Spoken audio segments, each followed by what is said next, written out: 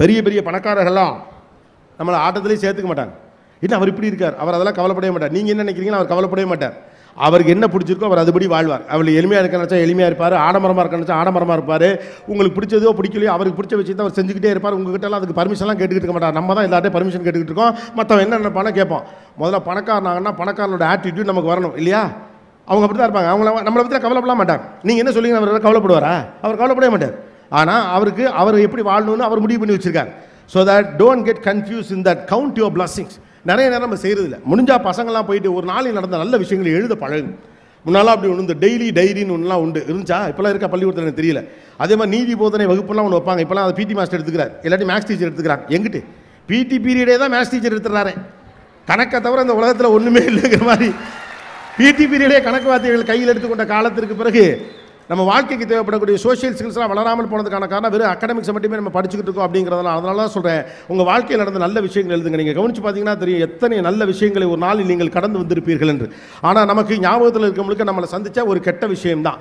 காலையிலேருந்து மாலை வரை 5 நல்ல விஷயம் நடந்திருக்கும், 5ல் 1 கூட நமக்கு ஞாபகம் இருக்காது. திடீரென்று ஒரு நண்பனை சந்தித்திருப்போம், ரொம்ப நாள் கழிச்சு மாப்பிள்ளைன்னு சந்தோஷமாக கட்டி பிடிச்சி பேசிட்டு உட்காந்துருந்துருப்பாப்ல. ரொம்ப நாள் கழிச்சு ஒரு ஃப்ரெண்டை பார்த்துருப்போம், அல்லது ரொம்ப நாள் கழிச்சு யாரோ ஒரு நமக்கு ஒரு பரிசளித்திருப்பார். யாரோ பாதசாரி போகிறவர் பத்திரமா போங்க, உங்கள் ஷால் வண்டியில் மாற்றிக்கிச்சு அன்போடு நிறுத்தி சொல்லிட்டு போவார். யாரோ ஒரு போலீஸ்காரர் உங்களுக்கு நின்று உதவி செஞ்சுட்டு போயிருப்பார். யாரோ ஒரு வழிப்போக்கர் உங்களுடைய வழிப்பாதையை தேர்வு செய்து சரியாக போங்கன்னு சொல்லியிருப்பார். இதெல்லாம் போயிடும். திடீர்னு ஒரு ஆட்டோக்காரனை குறுக்க வந்ததுக்காக அறிவு இருக்கானவர் கேட்டு போனால் தான் கடைசி வரைக்கும் மண்டியிலே நிற்கும். கடைசி வரைக்கும் டிஃபன் பாக்ஸில் உப்புமா வச்சுக்கிட்டு அதே தான் நீங்கள் மறைச்சு பார்த்துக்கிட்டு இருப்பீங்கன்னா என் வாழ்க்கையை யார் என்ன பண்ண முடியும்?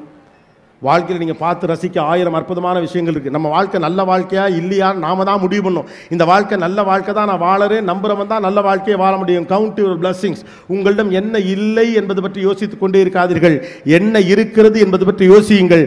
என்ன வேண்டுமோ அது தானாகவே உங்களுக்கு கிடைக்கும். That's all. நமக்கு ஏன் தெரியுமா எதுவுமே இல்லாத மாதிரி தோணுது? அடுத்தவன்கிட்ட இருக்கலாம், எனக்கிட்ட இருக்கணும்னு ஆசைப்படுறோம். இந்த உலகத்தில் பல பொருள் தேவையில்லாத தான். அடுத்தவன்லாம் வாங்கினான்னு தான் அந்த உலகமே வாங்குச்சு. காசு வந்தவொடனே நம்ம ஆளுங்க 3 சாமான் வாங்குவாங்க. நான் அடிக்கடி இதை சொல்லுவேன். ஆனால் ஆரம்ப காலத்தில் யூரோப்பு இதை தான் வாங்கிச்சான். அவர்கள் பணக்காரர்களாக மாறிய காலகட்டத்திலே பல 100 ஆண்டுகளுக்கு முன்னதாக அவங்க வாங்கின பொருள்லாம் அதுக்கடுத்து நம்ம பணக்காரனான பிறகு வாங்க ஆரம்பித்தோம். இது மாதிரி சிறுநகரங்கள் எப்படின்னு தெரியல, கொஞ்சம் பெருநகரங்களில் ஒரு 3 பொருள் வாங்குவாங்க. மொதல் பொருள் இந்த ட்ரெட்மில்லுன்னு ஒன்று இருக்கும். என்னால் ஜிம்முக்கு போகிறதுக்குலாம் நேரம் இல்லை, நான் வீட்டிலே உடற்பயிற்சி செய்ய போகிறேனாக்குன்னு சொல்லிட்டு 40,000 ரூபாய்க்கு, ஏன்னா யாரோ ஒரு பணக்காரர் வீட்டில் பார்த்துருப்பாங்க, அவங்க அழகாக அந்த ஃப்ளாட்டில் ட்ரெட்மில்லில் போட்டு அதில் நடந்து அவர் ஏதோ பண்ணுவார். அதுக்கு ஒரு 4,000 ரூபாய்க்கு ஷூலாம் வாங்கி எல்லாம் பண்ணுவாங்க. ஒரு வாரம் உசுறு எடுப்பாங்க. போகிற வாரம்லாம் ஏறி நடவாங்க. இதில் நடந்தால் நீங்கள் இப்படி ஆகிவிடலாம், உடல் இழைத்து சன்னமாக பார்ப்பதற்கு நடிகரை போல் மாறிவிடலாம் அப்படின்னு இவங்களே எல்லாம் ரெக்கமெண்ட் பண்ணாங்க. ஒரு வாரம் கழித்து துண்டும் சட்டியும் காயும். அதில் எதுக்கு வாங்கினாங்கன்னே தெரியாது. ரெண்டாவது நம்ம அம்மாக்கள் வாங்குறது மைக்ரோவேவ் ஓவன் அப்படின்னு ஒன்று வாங்குவாங்க. அதில் வாங்கி நான் சிக்கன் செய்ய போகிறேன், அது செய்ய போகிறேன். கடைசியில் பார்த்தா உரமும் இருக்கும் உள்ள, அதை எங்கே வைக்கிறேன்னே தெரியாது. மூணாவது வேக்யூம் கிளீனர் ஒன்று வாங்குவாங்க. சிட்டியில் சொல்கிறேன், வீடு பெருக்க கூட்டன் அதை வச்சு என்னென்ன அப்படி மூஞ்சியில் இருக்க பவுடர்லாம் எடுத்து போடுவாங்க. ஒரு வாரம் ஓடும். ஒரு வாரத்துக்கு அப்புறம் எங்கே வைக்கிறது வீட்டுக்குள்ளேன்னு தெரியாது. வாங்கி சண்டை. இதெல்லாம் எங்கே பார்த்து வாங்கணும் அப்படின்னு கேட்டால், நாம் யாரை அண்ணாந்து பார்த்தோமோ, யாரெல்லாம் பணக்காரர்கள் நினைத்தோமோ அவர்கள் வீடுகளில் அது இருக்குது. அவன் வீட்டுக்கு அது தேவைப்படுது, அவன் வாங்கி வச்சிருக்கிறான். 10,000 ஸ்கொயர் ஃபீட்டில் வீடு கட்டினவனுக்கு அது தேவைப்படுது. நமக்கு என்னத்துக்கு கருமம்? ஏற்கனவே இருக்க இடத்துல படுக்கிறதுக்கு இடம் இல்லாமல் நம்ம உட்காந்துட்டு இருக்கல. இதில் 10க்கு வேக்யூம் கிளீனர் வேறு, ஒத்த விளக்கம் வேறு ஓரமாக வச்சு எடுத்து கூட்டினா சரியாக போகுது. என்னத்துக்கு இதை வாங்கி வைக்கணும்? இந்த ப்ரெஷர் ஏன் வருது தெரியுமா? நம்மக்கிட்ட இல்லைன்னு நினைக்கிறதுனால வருது. நமக்கு எது வேணுமோ அது நம்மகிட்ட இருக்குது, நமக்கு தான் தெரியல. நம்ம அதை தேடுறதே கிடையாது. நம்மிடம் என்ன இருக்குது என்பதை தேடிவிட்டால் நம்முடைய திறமைகளை வெளிப்படுத்தி விடலாம். நீங்கள் அடுத்தவர்களிடம் இருக்கக்கூடிய விஷயம் என்னிடம் இல்லை, அதனால் எதுவுமே இல்லை நீங்கள் கவுண்ட் பண்ண ஆரம்பிச்சிங்கன்னா உங்கள்கிட்ட இருக்க விஷயம் உங்களுக்கு தெரியாமல் போயிடும். உங்களுக்கு தெரியாமல் போச்சுன்னா அதை வச்சு என்ன பண்ணுறதுங்கிறது உங்களுக்கு தெரியாமல் போயிடும். நான் சின்ன பிள்ளையா இருக்கையில் என் சித்திமார்கள்லாம் எல்லாம் கிண்டல் அடிக்கிங்க, உனக்கு வாய் இல்லைன்னா நாய் இழுத்துட்டு போயிருண்டா ஒன்று அப்படின்னு. உனக்கு வாய் இல்லைன்னா நாய் இழுத்துட்டு போயிருணும். உண்மைதான், வாய் இல்லைன்னா என்னை நாய் இழுத்துட்டு போயிருக்கும். இன்றைக்கி அதுதானே இத்தனை விஷயம் பேச வைக்கிது. ரைட்டு தானே? அப்போ எங்கிட்ட ஏதோ ஒன்று இருக்குது, எல்லாட்டையும் ஏதோ ஒன்று இருக்குது. நம்ம தான் நினச்சிக்கிட்டோம் நம்மகிட்ட ஒன்றுமே இல்லை. எனக்கு ஒன்றுமே தெரியாதுன்னு சொல்கிற ஒருத்தனை பார்த்து எனக்கு பெரிய சந்தேகமாக இருக்கும். அது எப்படி எனக்கு ஒன்றுமே தெரியாமல் இருக்கும்? மனுஷன் பல பொருட்களை படைக்கிறான் இல்லையா? இந்த மைக்கை படைக்கிறான், ஸ்பீக்கரை படைக்கிறான், இந்த கேமரா எடுக்கிறான். மனுஷன் என்ன நினைக்கிறான்? தான் தயாரிக்கிறப்ப ரொம்ப சக்ஸஸ்ஃபுல்லாக இருக்கணும்னு நினைக்கிறான் இல்லையா? இந்த மைக்கை தயாரித்தவர் நினச்சிருப்பாரு இது நல்ல சத்தமாக பேசணும், யார் பேசினாலும் நல்ல கிளாரிட்டி ஆஃப் சவுண்ட் இருக்கணும். இப்போ இந்த ஃபேனை தயாரித்தவர் நினச்சிருப்பாரு ஃபேனு சுவிட்சு இல்லாமல் திருப்பி கூட பையனை நினச்சிருப்பாரு நல்லா ஓடணும்னு நினச்சிருப்பார். அப்படி ஒவ்வொரு பொருளையும் தயாரிக்கிற மனிதன் இந்த பொருள் எல்லோருக்கும் பயன்பட வேண்டும், வெற்றிகரமான ஒரு பொருளாக இருக்க வேண்டும் என்று நம்பி இருப்பார். அப்படித்தானே நம்பி தானே அவன் பண்ணுறான். நாமெல்லாம் இயற்கையோ கடவுளோ உருவாக்கிய ஒரு படைப்பு தானே, அவன் படைப்பில் வந்த ஒரு பொருள் தானே. கேவலம் மனுஷன் தயாரித்த பொருளே ஜெயிக்கணும் மனுஷன் நினைப்பானா, கடவுளோ இயற்கையோ தயாரித்த பொருள் தோத்து போகும்னா கடவுளும் இயற்கையை நினைச்சிருப்பான். அப்புறம் எப்படி ஒண்ணுமே தெரியாம இருக்க முடியும்? Go and check that who you are. அடுத்தவனை பார்த்து கொண்டிருப்பதால் பாவம் உங்களை பார்க்கிற நேரம் உங்களுக்கு குறைவாக இருக்கிறது. Who you are, check yourself first. எனக்கு ஒன்றும் தெரியாதுன்னு சொல்றது மாதிரி ஒரு மோசமான ஸ்டேட்மெண்ட் இந்த உலகத்திலே கிடையாது. உங்களை அதை விட யாராலும் கேவலப்படுத்த முடியாது. அடுத்தவர்கள் செய்யக்கூடிய அவமானங்களை உடனடியாக ஏற்றுக்கொண்டு கடுப்பாகிறீங்களே, நீங்க உங்களை எத்தனை முறை அவமானப்படுத்திட்டீங்கன்னு உங்களுக்கு தெரியுதா? எனக்கு ஒன்றும் தெரியாது, உனக்கு ஒன்றும் தெரியாது அடுத்த வருஷம் கோவம் வருது. உங்க மனசுக்குள்ள 1000 முறை எனக்கு ஒன்றும் தெரியாது நீங்க சொல்றீங்களே, அது உங்களுக்கு அசிங்கம் இல்லையா? You are an resource. எதற்காக ஒரு இளைஞன் மேலே வர வேண்டும் என்று ஒரு அரசாங்கமோ அல்லது நாடோ அல்லது மக்களோ இங்கே இருக்கக்கூடிய சிஸ்டமோ எல்லாம் எதுக்காக போராடு? Because you are an resource. அதுலேருந்து தான் ஒரு சயின்டிஸ்ட் வரப்போறான், அதுலேருந்து தான் ஒரு கிரிக்கெட்டர் வரப்போறான், அதுலேருந்து தான் ஒரு அறிஞர் வரப்போறான், அதுலேருந்து தான் ஒரு கவிஞன் வரப்போறான், ஒரு வரப்போறா. ரைட்டா? வேகமாக விட்டு வீசக்கூடிய ஒரு எரிதாண்டி வீசக்கூடிய ஒரு பெண் அதுலேருந்து தான் வரப்போறா. எல்லாரும் இதுக்குள்ளேருந்து தான் வரப்போறீங்க. You are a resource. இந்த தேசத்தின் சொத்து. ஒரு சொத்து அப்படி கிடக்குமா? ஒரு 10 ஏக்கர் நிலத்தை ஒருத்தன் வாங்கி போட்டு சும்மா கட்டாந்தரையாக விட்டுருக்கான்னு வச்சுக்கோங்களேன். விவசாய பூமியை ஊரில் இருக்கவங்களாம் திட்ட மாட்டானா? ஏன்டா அருமையான நன்சை பூமி, அஞ்சமையான புன்சை பூமி இப்படி கட்டாந்தரையாக போட்டு வச்சிருக்கேடான்னு போகிறோம் வரவங்களாம் ஏன் சொல்கிறான்? அது பயன்படுவதற்கான பொருள். அது முட்டாள்தனமாக விட்டு வைத்திருக்கேன். நம்ம மனசை கூட நம்ம அப்படி தான் முட்டாள்தனமாக விட்டு வச்சிருக்கோம். Check you self who you are. அடுத்தவன் யாருன்னு அப்புறமா யோசிக்கலாம். அடுத்தவன்ட்ட என்னென்னலாம் இருக்குன்னு அப்புறமா லிஸ்ட் போடலாம். என் பக்கத்தில் உட்காந்துருக்க சுஜாதா கிட்ட இதெல்லாம் இருக்குது. அவள் நட்ராஜ் பென்சில் வச்சிருக்கா, அது கூட எங்கிட்ட இல்லை. அவள்கிட்ட ஜாமெட்ரி பாக்ஸ் இருக்குது, எங்கிட்ட இல்லை. எங்கிட்ட நார்மல் கால்குலேட்டர் இருக்குது, அவள்கிட்ட சயின்டிஃபிக் கால்குலேட்டர் இருக்குது. எங்கிட்ட லேப்டாப் இல்லை, அவங்ககிட்ட லேப்டாப் இருக்குது. எங்கள் வீட்டில் 30 இன்ச்சில் டிவி இருக்குது, அவங்க வீட்டில் 60 இன்ச்சில் டிவி இருக்குது. இருக்கட்டும், போகட்டும். ஆனால் அவகிட்ட இல்லாத 10 விஷயம் எங்கிட்ட இருக்குது. அது உங்களுக்கு தெரியுமா? அடுத்தவரிடம் என்னவெல்லாம் இருக்கிறது என்று பட்டியல் போடுகிற மனிதர்களே, உங்களிடம் என்னவெல்லாம் இருக்கிறது என்று பட்டியல் போட தொடங்குங்கள். உங்கள் வாழ்க்கையின் அடுத்த கட்டத்திற்கு நீங்கள் தானாக போவீர்கள். Everybody is powerful until they understand. ஒரு மனிதன் தகுதியான சக்தி மிகுந்தவன் தான், அதை அவன் புரிந்து கொள்ளுகிற வரைக்கும். இந்த உலகமே உங்களை புரிஞ்சுக்கணும்னு ஆசைப்படுறீங்களே மக்கா, முதல்ல நீங்க உங்களை புரிஞ்சுக்கங்க. நீங்க யாருன்னு உங்களுக்கு தெரிஞ்சிருச்சா இந்த ஊருக்கு நீங்க யாருன்னு சொல்லிட முடியும். மாறா இந்த உலகம் என்ன புரிஞ்சுக்கணும்னு கடைசி வரைக்கும் கடுப்பாய் மூலையிலே உட்காந்து அழுதிங்கன்னா அவன் முட்டா பையன் மூக்கு சிந்தரன் இந்த ஊர் சொல்லத்தான் செய்யும். நீங்கள் யார் என்று அறிவிக்க வேண்டியது உங்கள் பொறுப்பு. அதற்கு உங்களை யார் என்று தெரிந்து கொள்ள வேண்டியது உங்கள் பொறுப்பு. அடுத்தவர்களுடைய அபிப்பிராயங்கள் அல்ல நீங்கள். It is not somebody's assumption. You are not somebody's assumption. அடுத்தவர்கள் சொல்வது அப்படியே நம்பாதீங்க. அடுத்தவர்கள் அவர்களுடைய தகுதிக்கேற்ப சொல்லுவாங்க. உனக்கு ஒன்று வராதுன்னு சொல்கிறவனுக்கு ஒன்றும் வராது. உனக்கு கணக்கே வராதுன்னு சொல்கிறவன்கிட்ட கணக்கு வருமானு கேட்டு பாருங்க. உங்களுக்கு பயங்கரமாக நல்லா கணக்கு தெரிஞ்ச ஒருத்தர் உனக்கு கணக்கு வரான்னு சொல்ல மாட்டார். அது எப்படி வராமல் போகுன்னு தான் கேட்பார். அப்போ அடுத்தவருடைய அபிப்பிராயங்களை நம்புவதை தயவு செஞ்சு நிறுத்துங்க. அதான் வாழ்க்கையுடைய மிக முக்கியமான பாடம். Assumptions R the most worst thing in the world. அபிப்பிராயம், அனுமானங்கள். அதோடைய அனுமானம் இன்ன வரைக்கும் கார்லாம் ஓட்ட தெரிஞ்சும் கூட பைக்கோ சைக்கிளோ ஓட்ட தெரியாதவங்களாம் இருப்பாங்க. பார்த்துருக்கீங்களா? நிறைய பேர் உண்டு. ஏன் தெரியுமா? அவங்கள சின்ன வயசில் யாரோ ஒருத்தன் உனக்கு சைக்கிள் ஓட்ட வரான்னு சொல்லிட்டான். வேற ஒன்றும் இல்லை. ஒரு 4 தடவை சொல்லி கொடுத்துருப்பாரு. இவன் பொத்து விழுந்து இருந்துருப்பான். அந்த ஆளுக்கு பொறுமை இருக்காது. உடனே என்ன சொல்லிப்பார், உனக்கு சுட்டு போட்டாலும் சைக்கிள் ஓட்ட வராதா, சனியை முடிச்சவனே போடான்னு இருப்பார். அவன் அதை நம்பியிருப்பான். ஒருத்தன் முடியாதுன்னு சொன்னா நம்பாதீங்க. உங்களுக்கே முடியாதுன்னு முடிவு பண்ணுற வரைக்கும் அது முடியாதது கிடையாது. அது அவருடைய அபிப்பிராயம். அவருடைய அபிப்பிராயம் அல்ல. நான் நம்புவது தான் நான். ஹூ அமாய்ங்கிறத நான் தான் டிசைட் பண்ணணும், நான் தான் டிக்ளேர் பண்ணணும். அடுத்தவங்க முடிவு பண்ணக்கூடாது. அதுக்கு நீங்கள் அனுமதிக்க கூடாது. அதுக்காக அடுத்தவங்க சொல்ல எல்லாத்தையும் எதிர்த்துக்கிட்டே இருக்குன்னு சொல்லவில்லை. ஆனால் செக் பண்ணுங்க. அடுத்தவங்க சொல்லக்கூடிய ஆள் தானே நான். உனக்கு ஒன்றும் தெரியாது, ரைட், அது உன் கருத்து. உனக்கு ஒன்றும் தெரியாது போட்டுருக்கனால அடுத்தவனுக்கு ஒன்றும் தெரியாது நீ நினைக்கிறேன். நல்லா இருங்கன்னு சொல்கிறான்ல, அவெல்லாம் தானும் நல்லா இருக்குன்னு நினைக்கிறான். ஒருத்தர் நாசமாக போகணும்னு நினைக்கிறேன், உள்ளுக்குள்ளே தன்னை சேர்த்தா நாசமாக போகணும்னு சொல்லிட்டு இருக்கிறான். நீங்கள் யார் என்பதை நீங்கள் தான் அறிவிக்கணும். அந்த நம்பிக்கை உங்களுக்கு தான் வேணும். அதனால தான் சொல்கிறேன், மறுபடியும் உங்களிடம் இருக்கக்கூடிய நல்ல விஷயங்களை கணக்கில் எடுத்துக்கொள்ளுங்கள். Count your blessing. That's the most important thing. உங்களுக்கு நடக்கக்கூடிய சிக்கல்களை பற்றி அப்புறம் யோசிக்கலாம். 4வது, தனிமையிலே வந்து உட்காந்து யோசிங்க. சின்னவங்களாக இருந்தாலும் சரி, பெரியவங்களாக இருந்தாலும் சரி, தனிமையிலே வந்து அமைதியாக யோசிங்க. என்ன மாதிரியான வாழ்க்கையை நீங்கள் வாழ ஆசைப்படுகிறீர்கள்? அப்படியே யோசிச்சு வெளியில் வாங்க. என்ன மாதிரியான வாழ்க்கையை வாழ்ந்துட்டு இருக்கேன்னு யோசிப்பார். என்ன மாதிரியான வாழ்க்கையை நீங்கள் வாழ ஆசைப்படுகிறீர்கள், ஆனால் என்ன மாதிரியான வாழ்க்கையை வாழ்ந்து கொண்டு இருக்கிறீர்கள்? அப்போ முதல்ல செய்ய வேண்டியது, நீங்கள் தனிமையிலே அமைதியாக உட்கார்ந்து யோசித்த பிறகு உங்களுக்கு ஒன்று தோணுதுல, நான் இந்த மாதிரியான வாழ்க்கையை தான் வாழ விரும்புகிறேன், ஆனால் அதை வாழாமல் இந்த வாழ்க்கையை வாழுகிறேன், அதை வாழ நான் முயற்சிக்க வேண்டும். நம்ம முடிவு பண்ணோம். உடனே நமக்கு ஒரு தாட் வரும். நாம் நினைக்கலாம் சூழ்நிலை அனுமதிக்கணும்ல. வீட்டில் இந்த பிரச்சனை இருக்குது, ஊரில் இந்த பிரச்சனை இருக்குது, ஸ்கூலில் இந்த பிரச்சனை இருக்குது, காலேஜில் இந்த பிரச்சனை இருக்குது, ஆஃபீஸில் இந்த பிரச்சனை இருக்குது. அப்படி இருக்கிற பட்சத்தில் நான் இந்த சமூக நெருக்கடியுடைய ஒரு பிம்பம், அல்லது I am a victim of the social insecurity or issues. இங்கே நடக்கக்கூடிய சமூகத்தினுடைய பிரச்சனைகளின் ஒரு குழுமத்தில் நான் இருக்கேன். நான் எப்படி நான் நினச்ச மாதிரி ஒரு வாழ்க்கையை வாழ முடியும்? கஷ்டம் தான், நான் இல்லைன்னு சொல்ல. இதெல்லாம் புறக்காரணிகள். உங்களை சுற்றி இருக்கக்கூடிய புறக்காரணிகள். உங்களுடைய வறுமையாக இருக்கலாம், உங்களுடைய சூழலாக இருக்கலாம், அல்லது உங்களுடைய அலுவலக சூழல், உங்களுடைய பள்ளிக்கூட சூழல், உங்களுடைய கல்லூரி சூழல், உங்கள் வாழ்க்கை சூழல், ஏதோ ஒரு சூழல், சம் சிச்சுவேஷன் சரவுண்டட் யூ. அது ஒன்று இருக்குதான், நான் இல்லைன்னு சொல்ல. ஆனால் அதெல்லாம் உங்களால் இப்போ கரெக்ட் பண்ணிட முடியாது. அதுக்கு முன்னால் நீங்கள் நினைக்க முடியாத ஒரு வாழ்க்கையை வாழ வேண்டும் என்று நீங்கள் ஆசைப்பட்டால் நீங்கள் கரெக்ட் பண்ணிக்க வேண்டியது உங்களை. ஏன்னா அது உங்கள் கட்டுப்பாட்டில் இருக்கு இல்லையா?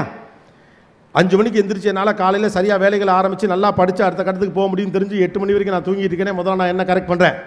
இந்த தப்பு தண்டாலாம் செய்யக்கூடாது தினந்தோறும் சாமி முன்னால் வேண்டிக்கிட்டு அதே தப்பை திரும்ப திரும்ப செஞ்சுட்டு சாயந்தரம் பாட்டி முன்னால் இருந்து பாட்டி நாளையிலேருந்து இந்த தப்பை செய்ய மாட்டேன்னு திருநூறு எடுத்து பூச்சிட்டு மறுநாள் காலையில் அதே தப்பை பண்ணுறேன்னு அதை முதல்ல நான் மாற்றிக்கிறேன். இந்த வயசில் இந்த தப்பு ரொம்ப பெரிய தப்பு, இதை வாழ்க்கையை கெடுத்துடும் தெரிஞ்சும் பரவாயில்லை, நண்பர்கள்லாம் சேர்ந்து செய்வோம்னு சொல்லிட்டு ஒரு பக்கமாக ஒதுங்குறோம்ல, அது தப்புன்னு தெரிஞ்சு செய்கிறோம்ல, அதை முதல்ல நிறுத்துவோம். என்னால் முதல்ல என்ன பண்ண முடியுமோ அதை முதல்ல சரி பண்ணுவோம். என்னால் எதெல்லாம் சரி பண்ண முடியுமோ அதை நான் சரி பண்ணிட்டேன்னா என்னை சுற்றி இருக்க எல்லாமே தன்னால் சரியாயிரும். The first important thing, make yourself strength. வாழ்க்கையெல்லாம் மாற்ற முடியாதுன்னு நினைக்கலாம் சும்மா போங்காட்டம், அதில் யாரும் நம்பல வேண்டாம். வாழ்க்கையை மாற்ற முடியாதுன்னு அப்படிலாம் ஒன்றும் கிடையாது. முதல்ல நீங்கள் நம்மளை மாற்றிக்க ட்ரை பண்ணுங்கள். ஏன்னா வெளியில் இருக்கிறதெல்லாம் அப்புறம் தான் மாற்ற முடியும்.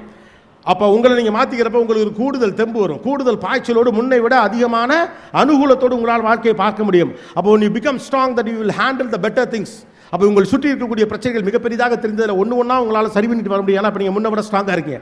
பட்டை தீட்டப்பட்ட ஒரு கத்தி வேறு மாதிரி தானே செயல்படும். அதை மொக்கின கத்தியாக அப்போ உரையிலே வச்சிருந்து என்ன ஆக போகுது?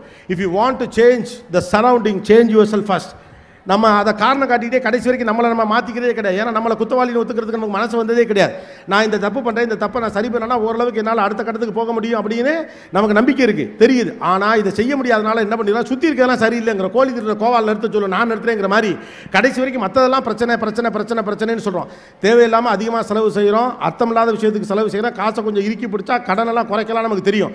தெரிஞ்சு என்ன பண்ணுறோம், தொலைது பரவாயில்ல பார்த்துக்குவோம், தொலைது பரவாயில்ல பார்த்துக்குவோம், அடுத்த மாதம் பார்த்துக்குவோம், அடுத்த மாதம் பார்த்துக்கணும், அதை ஒத்தி போட்டுக்கிட்டே இருக்கும். அப்போ கடன் கூட்டிகிட்டே இருக்கு. காரணம் என்ன சொல்ற, வாழ்க்கையில் ஜெயிக்க முடியாமல் போனதுக்கு கடன் காரணம். ஏய், நீ தான் வாங்கின கடனை, கடன் அடைக்கிறதுக்கான வாய்ப்பு இருந்தும் கூட அதை நீங்க இறுக்கி பிடிக்காம அது தொடர்ச்சியாக பரவாயில்ல பரவாயில்ல தள்ளி போட்டது நாம தான்.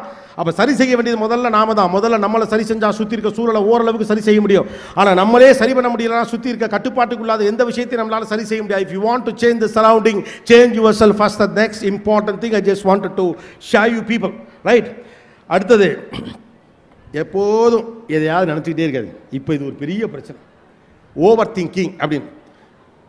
இன்ஸ்டாகிராம் மாதிரியான ஒரு பேஜில் போய் பார்த்தா ஓவர் திங்கிங் பற்றின பேச்சுகள் தான் எக்கச்சக்கமாக இருக்குது. எல்லாம் அதை போய் பார்க்குறாங்க. ஏன் நான் ஓவர் திங்க் பண்ணுறேன், இந்த ஓவர் திங்க் பண்ணுறதை பற்றி இருக்கக்கூடிய நிறைய கருத்துக்கள்லாம் சொல்லப்படுது. இதுதான் பண்ணாதீங்க, இப்படி செய்யாதீங்க, அதெல்லாம் பார்த்துக்கிட்டு அதை பற்றியே திங்க் பண்ணிட்டு இருக்காங்க. ஓவர் திங்கிங் பண்ணக்கூடாதுன்னு ஒருத்தர் சொன்னானே, அதை ஏன் அப்படி சொன்னான்? நம்ம ஏன் ஓவர் திங்க் பண்ணுறோன்னு உங்களுக்கு தெரியுதா? திங்க் பண்ண வேண்டிய விஷயத்தை திங்க் பண்ணலை, அதனால தான் ஓவர் திங்க் பண்ணுறீங்க. எதை சிந்திக்கணுமோ அதை நீங்கள் சிந்திக்கலைன்னா, எதன் மீதாவது நீங்கள் ஃபோக்கஸ் ஆகலைன்னா ஆட்டோமேட்டிக்காக உங்களுக்கு வேறு எதன் மேலேயாவது இப்போ என்ன வரும், அவ்வளோதானே. அப்போ ஓவர் திங்க் பண்ணுறதுக்கான ரீசன்லாம் நம்ம என்ன நினச்சிக்கிட்டோம்னா, அதிகமான மனப்பழு இருப்பதால் ஓவர் திங்க் பண்ணுறது கிடையாது. நீங்கள் எதில் ஃபோக்கஸ் பண்ணுமோ அதில் ஃபோக்கஸ் பண்ணாமல் விட்டுட்டாலே ஆட்டோமேட்டிக்காக வேறு எண்ணம் தான் தலையில் வந்து உட்காரும். உங்கள் மனசு ஒரு குப்பை தொட்டி, தேவையில்லாத விஷயத்தில் நீங்கள் சேர்த்து வச்சிங்கன்னா அது ரொம்ப வலியும். தேவையான குப்பையை உள்ளே போட முடியாது, வெளியில் சதறும். அப்போ தேவையில்லாமல் கண்ட விஷயத்தை யோசிக்கிறத நிறுத்திட்டு எது தேவையோ அதை பற்றி மட்டும் நீங்கள் செஞ்சால் போதும். நம்ம எல்லாருக்கும் இருக்க பயம் என்ன, குறிப்பாக பெரியவங்களுக்கு, நாளைக்கு என்ன ஆகும் அதானே பயம். இன்றைக்கி இப்படி இருக்கேன், முதல்ல ஃபஸ்ட்டு நிலைமை என்ன, இவ்வளோ ஏழையாக இருக்கனே, வாழ்க்கை இப்படியே போயிருமா. ஒரு சைக்கிளோட வாழ்ந்துக்கிட்டு இருக்கேன், ஒரு டூ வீலர் கூட நான் வாங்க மாட்டேனா, வாடகை வீட்டிலே வாழ்ந்துக்கிட்டு இருக்கேன், சின்னதாக எனக்குன்னு ஒரு குடிசையோ ஓட்டு வீடோ கூட கட்ட மாட்டேனான்னு நம்ம நினச்சோம். ஏதோ தத்தி தாவி தட்டி பிடிச்சி இறுக்கி பிடிச்சி ஏதோ பண்ணி ஒரு வீடு வாசனை ஏதோ வந்தோம், இல்லை வாடகை நல்ல வாடகை வீட்டுக்கு வந்தோம். வந்து ஓரளவு பொருளாதாரம் வந்துச்சு, கடை கண்ணி வச்சோம், ஏதோ லைட்டாக பொழைச்சோம், இல்லை வேலைக்கு போனோம், கொஞ்சம் சம்பாத்தியம் வந்துச்சு, சந்தோஷமாக இருக்கணுமா இல்லையா? இருக்க மாட்டோம். ஐயோ இது இருக்குமான்னு தெரியலையே, நாளைக்கு இது இருக்குமான்னு தெரியலையே, நாளைக்கு இது இருக்குமா இது இருக்குமா இருக்குமான்னு நீங்கள் இன்றைக்கி நினச்சிக்கிட்டு இருந்தால் இன்றைக்கி செய்ய வேண்டிய வேலையை உங்களால் செய்ய முடியாது. நாளை வாழ்க்கை நீங்கள் நினைத்தபடி இருக்க வேண்டும் என்றால் இந்த கணத்தில் நீங்கள் என்ன செய்ய வேண்டுமோ அந்த விலையத்தை சரியாக செய்யணும், அவ்வளோதான். நாளையெல்லாம் உங்களால் சரி பண்ண முடியாது, இன்னையே சரி பண்ணலாம் இல்லையா? இப்போ நான் செஞ்சுட்டு இருக்க வேலையை சரி பண்ணலாம், நாளைக்கு என்ன ஆகுமோங்கிற பயத்திலே இன்றைக்கி நடக்கக்கூடிய விஷயத்தெல்லாம் செய்யாமல் விட்டுட்டு அதை அனுபவிக்காமல் அதை செய்யாமல் என்றாவது ஒரு நாள் வாழ்ந்து கொள்ளலாம் என்பதல்ல வாழ்க்கை. இன்றே வாழ்வது தான் வாழ்க்கை. என்னைக்காவது ஒரு நாள் இப்படி வாழ முடியும், இன்றைக்கே வாழுங்க. இன்றைக்கி சரியாக வாழ்ந்துட்டா, இன்றைக்கி சரியாக செஞ்சுட்டா நாளைக்கு நடக்க வேண்டிய சரியாக தானே நடக்கும். நாளைக்கு என்ன பண்ண போகிறோம், நாளைக்கு என்ன பண்ண போகிறோம், இன்றைக்கி பண்ண வேண்டிய நேரத்துலலாம் விட்டு அதையே கவலைப்பட்டுக்கிட்டு இருந்தீங்கன்னா கடைசி வரைக்கும் கவலைப்படுறது தான் நேரம் இருக்கும். மனுஷனுக்கு கவலைப்படுறது மேலே அவ்வளோ பிரியம். உண்மையாக சொல்லப்போனால் மனுஷனுக்கு சந்தோஷமாக இருக்க ஆசையே கிடையாது, மனுஷனுக்கு கவலையாக இருக்கிறது ஆசை. நீங்களாம் யோசிச்சு பாருங்கள், ஒரு குறிப்பிட்ட வயசுக்கு அப்புறம் தனியாக உட்காந்துருக்கப்ப வேணும்னே சோகமாக இருப்பாங்க, பார்த்துருக்கீங்களா இல்லையா? சும்மா வேணும்னே கவலையாக ஏதாவது யோசிச்சு, மகளுக்கு என்ன ஆகும், இந்த பிள்ளை படிப்பாலாம் மாட்டாளா, இவன் உருப்புடாலாம் மாட்டாளா, எப்போ பார்த்தாலும் பாட்டு கேட்டுக்கிட்டே இருக்காளே, ஐயோ அவள் பாட்டுக்கு நல்லா படிப்பாள், 100க்கு 400 500க்கு 450 வாங்குற பிள்ளைய போயிட்டு திடீர்னு பிடிச்சி திட்டுறது. ஏன் அப்படின்னா நம்மளாவே கற்பனை பண்ணி, இவன் ஒருவேளை பெயிலாக போயிட்டானா, திடீர்னு பரிச்சை நேரத்தில் கால் உடஞ்சி போயிட்டான், கால்ரா வந்துட்டா, என்ன ஆகும், நாளைக்கு என்ன ஆகும், நாளைக்கு என்ன ஆகும், கஷ்டப்பட்டு கவலைப்படுறது. மனுஷனுக்கு சந்தோஷமாக இருக்க பிடிக்காது. மனுஷனுக்கு சந்தோஷம் இருக்குன்னா வைத்திருச்சேன். நானும் சந்தோஷமாக இருக்கப்படாது, எவனும் சந்தோஷமாக இருக்கக்கூடாது, ஒன்றும் கிடையாது. எங்கேயாவது ஒரு இடத்துக்கு ஹோட்டலுக்கு போகிறோம், ஒரு 5-6 பசங்க இந்த மாதிரி ஸ்கூல் பசங்க இல்லை காலேஜ் பசங்க உட்காந்து சந்தோஷமாக பேசி சிரிச்சுக்கிட்டு டீ பண்ணலாம் சாப்பிட்டு அழகான அடித்து சிரித்து விளையாடிட்டு இருந்தா, சைடில் சம்மந்தம் இல்லாமல் வந்து உட்காந்துட்டு பாரு உருப்புறதுக்கு இதெல்லாம் எங்கே தயார போகுது? ஏன்னா உங்களுக்கு வைத்தறிச்ச நம்மளால இப்படி சிரிக்க முடியலையேன்னு. எவன் சிரிச்சாலும் கடுப்பாது. அவன் சிரிக்கிறான், அவன் டீ வாங்கி குடிக்கிறான், அவன் பண்ணு திக்கிறான், அவன் கிளாஸ்மேட்டு, அவன் ஃப்ரெண்டு. ஏன் காண்டாகுதுன்னு கேட்டால் எவன் சந்தோஷம் வந்தாலும் பார்க்க பயமாக இருக்கும். ஏன்னா சந்தோஷமாக இருப்பது நிரந்தரம் இல்லைன்னு நினைக்கிறோம். அதெல்லாம் பாருங்கள், கல்யாண வீடுகளில் காது குத்தெல்லாம் ரொம்ப நாள் கழிச்சு சொந்த பந்தங்கள்லாம் பார்த்தோம்னு வச்சுக்க, நம்ம கசின் சிஸ்டர்ஸ் எல்லாம் சந்திப்பீங்க. சந்திச்சு அப்படியே சந்தோஷமாக பேசி சிரிச்சு அப்படியே சிரிச்சு கண்ணுகளெல்லாம் தண்ணி வந்துடும். அப்போ ஒரு ஆண்டி சொல்லுவாங்க, ஐயோ ரொம்ப சிரிச்சுட்டேன், நாளைக்கு என்ன போதும், ஏன்னா இன்னைக்கு சிரிச்சா நாளைக்கு அழுதுரும். அதான் ஃபேக்ட், அதான் உண்மை. பயம், சந்தோஷம் நிலைக்காதுன்ற பயம். எப்போ ஒன்று நிலைக்காது நீங்கள் நினைக்கிறீங்களோ அப்போ நிலைக்காது. எப்போ நிலைக்கும் நீங்கள் நினைக்கிறீங்களோ அது நிலைக்கும். ஏன்னா நீங்கள் எது நினைக்கிறீங்களோ அதுதான் நடக்கும். நினைக்காது நினைக்கிறவனுக்கு நிலைக்காது. மனுஷனை நீங்கள் நம்பணும், உங்கள் மூளையை நம்பணும், உங்கள் மனசை நம்பணும். ஒருத்தர் தன்னை நம்புறதே இல்லை. உங்கள் மூளை மேலே உங்களுக்கு நம்பிக்கை கிடையாது, உங்கள் வாழ்க்கை மேலே உங்களுக்கு நம்பிக்கை இல்லை. உங்கள் நான் சொல்கிறது என்னையும் சேர்த்து தான். இப்படிலாம் சொல்கிறதுனால எனக்கு ஏதோ ஒளிவட்டம் இருக்குது, நான் பெரிய புத்தாலியெல்லாம் நினைக்கக்கூடாது. உங்களுக்கு எனக்கு எந்த வித்தியாசமும் கிடையாது. ரெண்டு பேரும் ஒன்று தான். என்ன நீங்களாம் சௌரியமாக உட்காந்து கேட்குறீங்க, நான் காலு கெடுக்க நிற்கிறேன், அவ்வளோதான் வித்தியாசம். உங்களுக்கு எனக்கு எந்த வித்தியாசம் கிடையாது. எனக்கு ஒரு வாய்ப்பு கிடைச்சனால நான் பேசுகிறேன், அவ்வளோதான். உங்களுக்கு சொல்லுகிற எல்லாமும் எனக்கும் நான் சேர்த்தே சொல்லுகிறேன். ஒரு நாள் என் ஃப்ரெண்டு ஒருத்தன்ட்ட ஃபோன் பண்ணி அவங்க வந்திருக்கான், எங்கே உட்காந்துருக்கான் தான் ரொம்ப நேரமாக தேடுறேன். அவங்ககிட்ட அவனுக்கு ஃபோன் பண்ணி, மாப்பிள்ளை மாதிரி கொசான் இருக்குது, என்னன்னே தெரில அப்படின்னு சொன்னேன். இந்த பிரச்சனை எல்லாருக்கும் இருக்குது, இதை பற்றி நான் அடிக்கடி பேசியிருக்கேன். அப்போ அவன் சொன்னால், மாப்பிள்ளை நீ என்ன பண்ணு, என் ரூமில் என் ஆஃபீஸில் வந்து ஒரு லைப்ரரி மாதிரி வச்சுருக்கேன், நிறைய புக்கெல்லாம் வாங்கி ஒரு லைப்ரரி வச்சுருக்கேன். எல்லாருக்கும் இந்த பணக்காரனா கொஞ்சம் காசு வந்தால் இதெல்லாம் செஞ்சுக்கணும் ஆசை இருக்குல்ல. அது மாதிரி சின்ன பிள்ளையா இருக்கப்போ நிறைய தலைவர்கள்லாம் பேட்டி எடுக்க போயிருக்கேன். நிறைய அரசியல் தலைவர்கள், பிஸ்னஸ் லீடர்ஸ்லாம் பேட்டி எடுக்க போகிறப்பெல்லாம் பார்ப்பேன். அவங்க வீட்டில் ஒரு லைப்ரரி வச்சுருப்பாங்க. ரொம்ப ஆச்சரியமாக இருக்கும் எனக்கு, என்னடா எப்படி இவ்வளோ புக்கு படித்தாங்க, எப்படி வச்சுருந்தாங்க அப்படின்னு சொல்லிட்டு.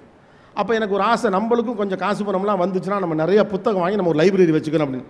ஸோ நிறைய புத்தகம் வச்சு நான் ஒரு லைப்ரரி வச்சுருக்கிறேன். அதில் எல்லாத்தையும் படிச்சானு கேட்கக்கூடாது, 5 பக்கம் 10 பக்கம் நான் எழுதின புத்தகம்லாம் கூட வச்சுருப்பேன். அப்போ என் ஃப்ரெண்டு சொன்னான், மாப்பிள்ளை நீ என்ன பண்ணு, நேராக போ, நீயே ஒரு லைப்ரரி வச்சுக்கல, அங்கே 2வது ரேக்கில் வரிசையாக 10 புத்தகம் இருக்கும், அதில் ஒரு புத்தகம் எடுனா. போய் பார்த்தா நான் எழுதின புத்தகம், அதில் 21ஆம் பக்கத்தை எடு அப்படின்னா. மாப்பிள்ளை என்ன கடுப்பு ஏற்றியானே, மாப்பிள்ளை நான் ஒன்றே ஒன்று சொன்னேன், 21ஆம் பக்கத்தை எடு அப்படின்னா. எடுத்து அதை படி அப்படின்னா. படித்தா அது இருக்குது, என்ன பண்ணால் கொசான் இருக்கிறது சரியாகும், ரொம்ப சிம்பிளாக இருக்குது. அப்போ சொன்னால், உனக்கு நம்ப முடியாதான்னு கேட்டான். எனக்கு நம்ப முடியல அப்படின்னே. இப்போ யாரோ ஒரு அறிவாளி எழுதுனதான் நினச்சிக்கிட்டு அதை படி, நீ எழுதுன்னு நினச்சிக்கிட்டு படிக்காத அப்படின்னா. சரின்னு யாராவது ஒரு அறிவாளி எழுதுனா நினச்சிட்டு படிப்போம்னு படித்தா நல்லா இருக்குங்க. நாம் தான் நம்மளை நம்புறது இல்லை. அப்படி நம்ப போய் தான் 6 லட்சம் பேர் அந்த புக்கை வாங்கி படிச்சிருக்காங்க. நம்ம தான் அந்த புக்கை நம்பாமல் வேறு புக்காக தேடி, உலகத்தில் இல்லாத அதிசய புத்தகமாக தேடிலாம் படிச்சுட்டு இருக்கோம். நம்ம மனுஷன் நம்மளை நம்புறதே கிடையாது. மனிதர்களையும் அவர்களுடைய மூளையும் நம்புங்க. You have to love your self, respect your self, trust your self. எத்தனையோ மேடைகளில் கண்ணை கட்டி காட்டில் விட்ட மாதிரி இருக்கும் சில நேரம். ஒரே நாளில் 2 மேடைகள் 3 மேடைகள்லாம் ஏறக்கூடிய நேரங்கள்லாம் அவர் யாருடைய அழைப்பையும் மறுக்க முடியாத நிலைமையெல்லாம் வரும். இந்த அழைப்புமே மறுக்க முடியாத அழைப்பு தான். நான் நாளைக்கு வரேங்க, என்ன மொதல் நாளே கோபிநாத் வந்தே ஆகணுன்ட்டாங்க. நானும் எவ்வளவோ சொன்னேன், எங்கே அவர் உதயகுமார் வாய்ஸ் மெசேஜ்லாம் அவருக்கு அனுப்பி பார்த்தேன். இல்லை சார் மொதல் நாள், ஆமாம் சார் ஆரம்பித்தா உங்களை வச்சு தான் சார், நீங்கள் வந்தே ஆகணும்னு சாப்பிட்டார். எப்போ நான் எங்கேருந்து வரேன் தெரியுமா, பெங்களூர்லேருந்து வரேன். பெங்களூர் எங்கே இருக்குது, நாகப்பட்டினம் எங்கே இருக்குது, என்னப்பா சம்மந்தம்லாம் இருக்குது. அப்போ தான் தெரியுது பெங்களூர்லேருந்து திருச்சிக்கு 3 ஃப்ளைட் இருக்கான். அந்த கதையை விடுவோம். ஸோ நம்ம நம்புறதில்ல. இப்படி கண்ணை கட்டி காட்டில் விட்ட மாதிரி எத்தனையோ மேடைகளில் போய் நிற்கிறப்ப படப்படன்னு இருக்கும். வந்து நம்ம ஒன்று ப்ரிப்பேர் பண்ணிட்டு இப்படி எக்கச்சக்கமாக எழுதி வச்சுக்கிட்டு வந்திருப்போம். பார்த்தா எதிர்த்தாப்பில் உட்காந்துருக்க க்ரௌடுக்கு நம்ம ப்ரிப்பேர் பண்ண கண்டென்ட்டுக்கு சம்மந்தமே இருக்காது. ஆனால் லெட் பி ஓப்பன் அப்படின்னா அது பாட்டுக்கு வரும். அவங்களுக்கு சொல்ல வேண்டிய தகவல் கிடைக்கும். நீங்கள் சேர்த்து வைத்த விஷயங்கள்லாம் வரிசையாக அந்த மண்டையிலேருந்து கடன்னு வரும். அவங்ககிட்டே கேட்டு அவங்ககிட்டே பேசுகிற அளவுக்கு நீங்கள் உங்களை நம்பணும். உங்கள் மூளை உங்களை கைவிட்டாது, உங்கள் மனசு உங்களை கைவிட்டாது. நீங்கள் உங்களை கைவிட்ட மாட்டீங்க. உலகமே உங்களை கைவிட்டாலும் நீங்கள் கைவிடாத வரைக்கும் நீங்கள் கைவிடப்பட மாட்டீர்கள். That's all. You have to trust your self. பல நேரங்கள்லாம் நாம் போகிற ப்ரோக்ராமை வேறு ப்ரோக்ராம் நினச்சிட்டுலாம் போயிடுவோம். யாரும் சொல்ல மாட்டாங்க. நான் கொஞ்சம் அப்பாவிங்கனால அப்படியே சொல்கிறேன். 2-3 ப்ரோக்ராம் இருக்கும். நாம் நினச்சிட்டு போன என்னது போய் நிறுத்தணும்னா பள்ளிக்கூடம் இல்லையா, அப்போ இது வேறையா அப்படின்னு. அப்போ நீங்கள் ப்ரிப்பேர் பண்ணதெல்லாம் டோட்டலாக வேறு, நீங்கள் வேறு நினச்சிட்டு போவீங்க. ஆனால் நீங்கள் சேர்த்து வச்சது கடன்னு வரும். நீங்கள் நம்பணும், உங்களை நம்புங்க. யாராவது தன்னை நம்ப பயந்தீங்கன்னா கடைசி வரைக்கும் யாரையும் நம்ப மாட்டேங்க. அவர் யாரையே நம்ப மாட்டார்னு சொல்லுவாங்கள்ல, அவர் யார் தெரியுமா, அவரே நம்ப மாட்டார். அவர் தான் அவரெல்லாம் அவரே ஸ்பை வச்சு அவரே பார்க்குற ஆளாக இருப்பார். பாக்கெட்டை பட்டு திறந்து பார்த்துப்பாங்க, நம்மளே திருடி இருப்போமோ அப்படின்னு. தன்னை நம்பாதவன் அடுத்தவனை நம்ப மாட்டான். முதல்ல நீங்கள் உங்கள் மேலே நம்பிக்கை வச்சிங்கன்னா ஆட்டோமேட்டிக்காக மற்ற மனிதர்களை நம்பக்கூடிய மனப்பான்மை இயல்பாகவே உங்களுக்கு வந்துவிடும். ஸோ as I said, எப்போதும் எதையாவது யோசித்து கொண்டிருக்காதீர்கள், அடுத்த கட்டத்திற்கு போங்கள். அப்புறம் வாழ்க்கையில் உங்களுக்கு பிடிச்ச மாதிரி வாழ்றதுக்கான விஷயம் சொன்னல, அந்த விஷயம் இதில் பாயிண்ட்ஸ் எழுதுனால இன்றைக்கி எப்படியாவது பேசி முடிவு பண்ணிட்டு வந்தேன். அதனால தான் அடுத்தது பெரியவர்களுக்கானது. இன்னும் எவ்வளோ நேரம் எடுத்துக்கலாம் உங்களுக்கு என்ன எனக்குள்ள வேத்து கொட்டுது. அவர் உதயகுமார் நீ போ, அதெல்லாம் ஒன்றும் பிரச்சனை இல்லை. நான் சொன்னேன் என்னங்க 8 மணிக்கு வேலைங்கிறீங்களேங்க, கூட்டம் இருக்குது. அதெல்லாம் இருப்பாங்க அப்படின்னா நான் நம்பலை. ஆனால் உண்மைதான் சார் நீங்கள் சொன்னது, உங்கள் வார்த்தையை ஒத்துக்கிறேன் சார். அப்படியே இருக்காங்க. கையெல்லாம் நல்லா தட்டிங்க, வேர்க்க வேர்க்க பேசுகிறானே, கொஞ்சம் தண்ணி இன்னி கொடுப்போன்னு சொல்லாமல. இவ்வளோ பெரிய ஊர், இவ்வளோ கடல் தண்ணி கிடக்க ஒரு பாட்டில் தண்ணி கொடுத்தா என்ன? ஊரில் பக்கத்துலேயே இருக்கா? ஏன்னா ஊர்லேருந்து கூட்டி அறப்பலாம். என்ன சார் வேணும், என்ன சார் சாப்பிட்றீங்க, என்ன சார் வேணும்னு கேட்டாங்க. மேலே வந்தால் ஒன்றும் இல்லை. கடைசியாக இப்போ நான் சொல்ல போகிற விஷயம் ரொம்ப நுட்பமான விஷயம். சின்னவங்க நான் பேசுகிறத பற்றி கவலைப்படாதீங்க, பெரியவங்க அதை கவனிச்சுக்கோங்க. சின்ன பசங்க வருத்தப்படாதீங்க, பெரியவங்க வருத்தப்பட்டால் பிரச்சனை இல்லை, வருத்தப்பட்டுங்க. உங்கள் வாழ்க்கையில் உங்கள் குழந்தைகள் உங்களுடைய இடையூறாக மாறக்கூடாது. உங்களுக்கும் உங்கள் கணவருக்கும் இடையே இருக்கக்கூடிய பரஸ்பர அன்பு, புரிதல், நெருக்கம், உளவியல் ரீதியாக, உணர்வு ரீதியாக நீங்கள் பேசிக்கொண்டிருக்கக்கூடிய வார்த்தைகள் உங்கள் பிள்ளைகள் வந்த பிறகு குறையவே கூடாது. ஏன்னா ஒரு கட்டத்துக்கு மேலே பிள்ளைகள் உங்கள் 2 பேருக்கும் நடுவில் வந்து உட்காந்துடுறாங்க. அந்த பிள்ளைங்க 2 பேரும் வந்து உட்காந்துறப்ப வாழ்க்கை முழுக்க பிள்ளைதான்னு கணவனை மனைவியோ கணவனோ கவனிப்பது குறைந்து கொண்டே போகிறது. நான் ஒரு வீடியோ பார்த்தேன். அதில் அவர் என்ன பண்ணுறாரு, ஒரு ஃபேமிலி ஃபோட்டோ எடுக்கணும் வாங்கன்னு சொல்லி ஒரு குடும்பத்தை அழைக்கிறார். வந்து அழைச்சா அவங்க வர்றாங்க, அப்பா வந்து நிற்கிறாரு, அம்மா வந்து நிற்கிறாங்க, 2 பிள்ளைகளும் நடுவில் நிற்கிறாங்க. நம்ம ஊரில் எந்த ஃபேமிலி ஃபோட்டோ எடுத்தாலும் அப்படி தானே இருக்கும். அப்பா இங்கே நிற்பாங்க, அடுத்து அந்த மொதல் பிள்ளை நிற்கும், 2வது பிள்ளை நிற்கும், அல்லது அப்பா செல்லம் யாரோ அப்பா பக்கத்தில் நிற்கும். மோஸ்ட்லி பொம்பளை பிள்ளை அப்பா பக்கத்தில் நிற்கும், அந்த பையன் அம்மா ஏற்கனவே டேக் ஓவர் பண்ணியிருப்பாங்க, அவங்க கண்ட்ரோலில் இருப்பான் அவன். அதனால் அவன் அங்கிட்டு இருப்பான், நான் இப்படி இருப்பாங்க. ஆக்சுவலாக இந்த 2 பிள்ளைங்களையும் வெளியே எடுத்து விட்டால் இவங்கள்ட்டே சேர்ந்து நிற்பாங்க. ஆக்சுவலாக நாம் 2 பேரும் குடும்பம் அப்படிங்கிறத மறந்து பிள்ளைகளும் சேர்ந்தாதான் குடும்பம்னு நினைக்கிறது நல்ல எண்ணம் தான். ஆனால் இந்த பிள்ளைகள் உங்கள் நடுவுக்கு வருகிறப்ப உங்களுக்கிடையில் இருக்கக்கூடிய பரஸ்பர புரிதல், தொடுதல், அணைப்பு, அன்பு குறைந்து கொண்டே போகிறது என்பதை நீங்கள் கவனிக்க வேண்டும். வாழ்க்கையில் ஒரு குழந்தை பிறந்த பிறகு நிறைய மாற்றங்கள் வரும் இல்லையா? அது வரைக்கும் அவனை அப்படி பார்த்துப்பாங்க. ஒரு 24 வயசில் 25 வயசில் ஒரு பையன் கல்யாணம் பண்ணுறான், 26 வயசில் ஒரு பையன் கல்யாணம் பண்ணுறான்னா அவங்க அம்மா அவனை அடித்து வளர்த்துருக்கும். தானாக தோசை ஊற்றி திம்பான், அவசரம்னா சாம்பார் வைக்க தெரியும், ரசம் புளி கரைச்சி கரெக்டாக ஊற்றிடுவான், தண்ணி ஊற்றி அவனே குளிச்சுடுவான், சுடுதண்ணி போட தெரியும், ஷூவை கரெக்டாக வைப்பான், சாக்ஸை கரெக்டாக வைப்பான், துணியை மடித்து வைப்பான், துண்டை காய போடுவான், எல்லாம் தெரியும். அவனை கல்யாணம் பண்ணி கொடுத்தோன்னே அவனை கவனிக்கிறேன் பேர் வழின்னு சூடாக தோசை ஆக்கி கொடுக்குறது, இட்லி சட்லிலேருந்து இட்லி எடுத்து ஊட்டி விடுறது, வெளியில் போகும்போது டாட்டா காட்டுறது, ஹெல்மெட் எடுத்து கொடுக்குறது, முடிஞ்சால் ஒரு முத்தம் கொடுத்து அனுப்பி வைப்பது, இப்படி பழக்கிறது. பழக்கி முடிச்சுவிட்டு ஒரு 2 வருஷத்தில் ஒரு புள்ள பிறந்த உடனேயும் அது வரைக்கும் எல்லாமே அவனுக்கு தெரியும். அவனை பக்காவாக ட்ரெயின் ஆக்கி கொண்டாந்து கல்யாண மெட்டீரியலாக கொண்டாந்து நாங்கள் நிறுத்தியிருப்போம்.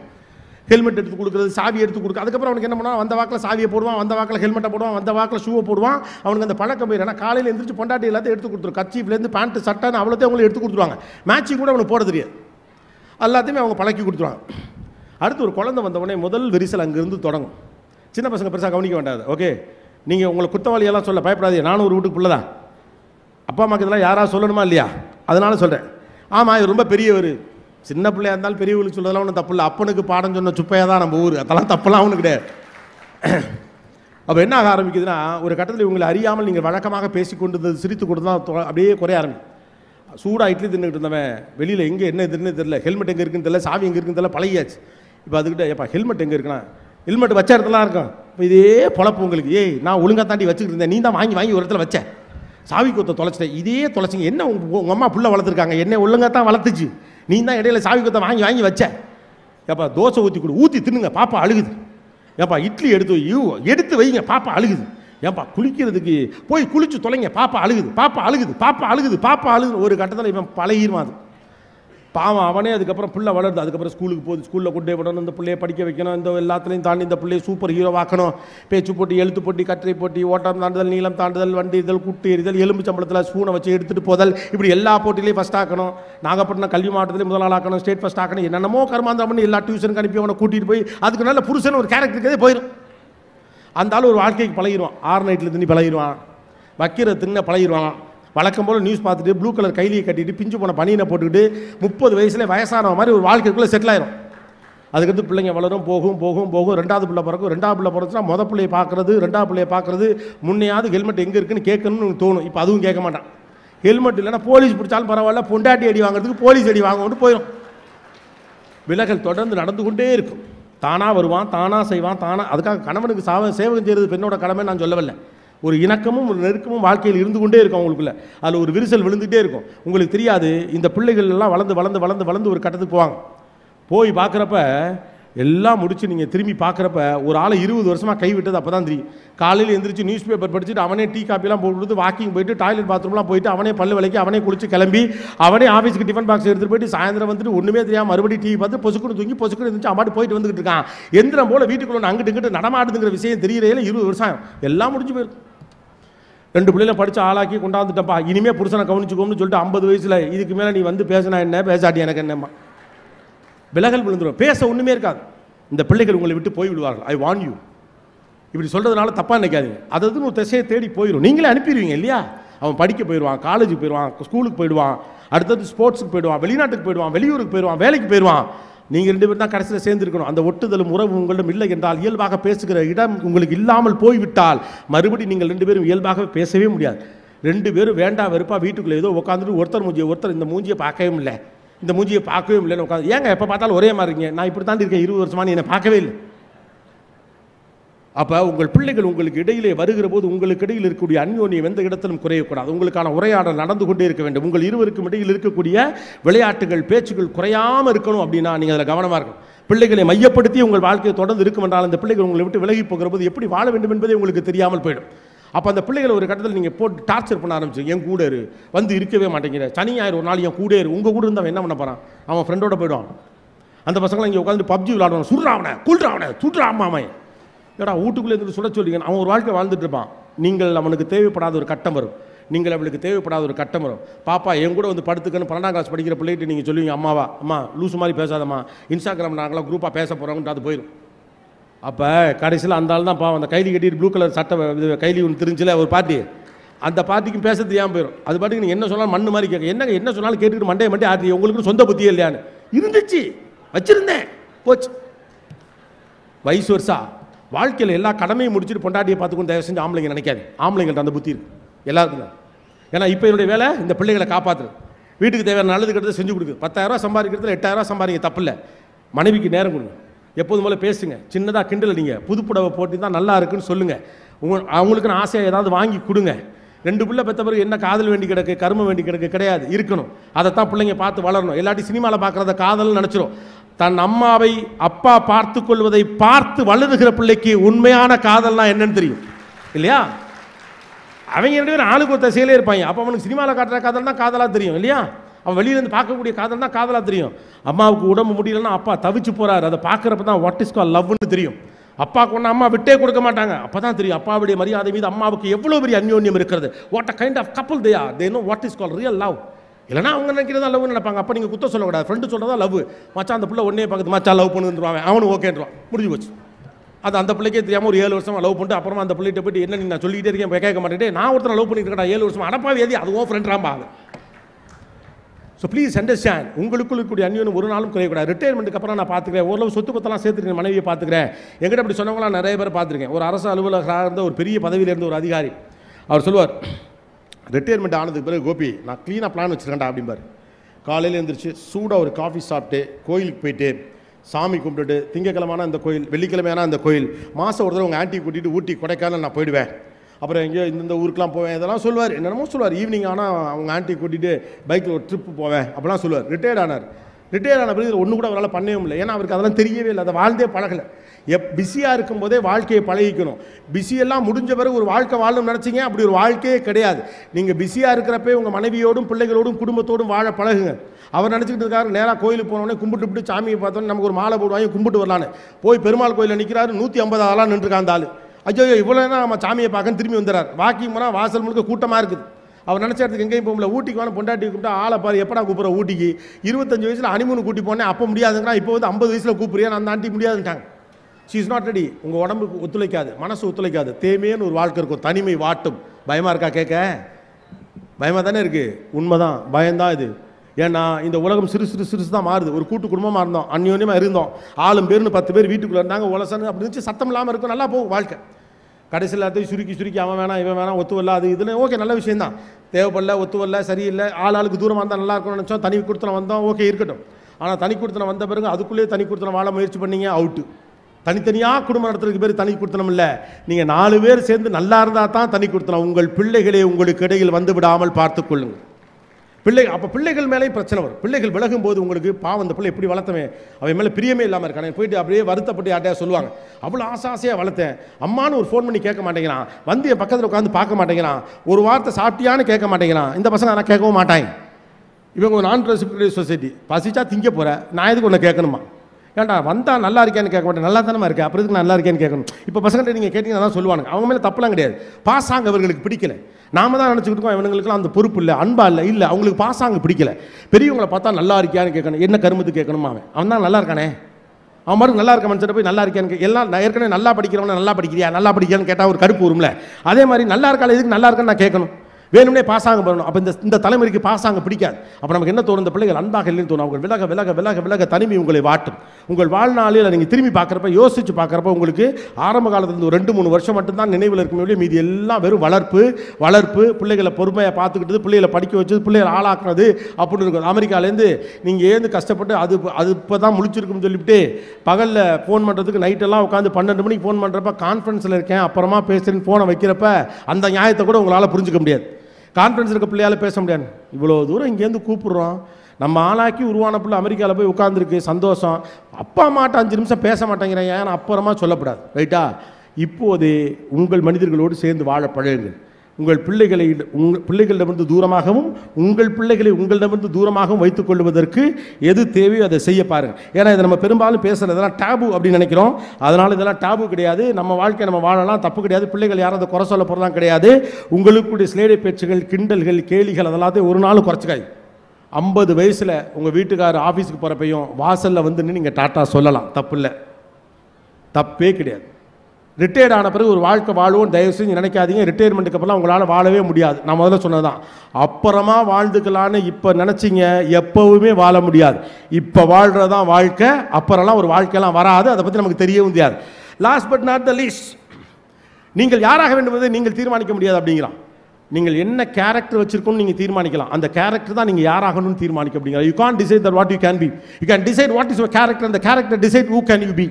நீங்கள் யாராக வேண்டும் என்பதை உங்களுடைய ஒழுக்கமும் உங்களுடைய கேரக்டர் தான் தீர்மானிக்கும். அதனால் நான் டாக்டர் ஆக போகிறேன், இன்ஜினியர் ஆக போகிறேன், கலெக்டர் ஆக போகிறேன், இல்லை ஏதோ ஆக போகிறேன், மீடியா பர்சனாலிட்டி ஆக போகிறேன், பெரிய அறிஞராக போகிறேன், எல்லாம் கனவு காணலாம். ஆனால் அதற்கான ஒழுக்கம் உங்களிடம் இல்லைனா, அதுக்கான கேரக்டர் உங்கள்கிட்ட இல்லைனா அது நடக்காது. அந்த கேரக்டர் தான் உங்களை அந்த இடத்துக்கு போய் சேர்க்கும். Build your character at the younger age. தயவு செய்து சின்ன விஷயங்களில் போய் பலியாயிராது. எனக்கு அது ரொம்ப நடந்துட்டு இருக்கு, ரொம்ப வருத்தமாக இருக்குன்னு எல்லாரும் பதிவு பண்ணுறாங்க. நான் நிறைய இடங்களுக்கு போகிறப்ப சார் இதை பற்றி பேசுங்க அப்படிலாம் சொல்கிறாங்க.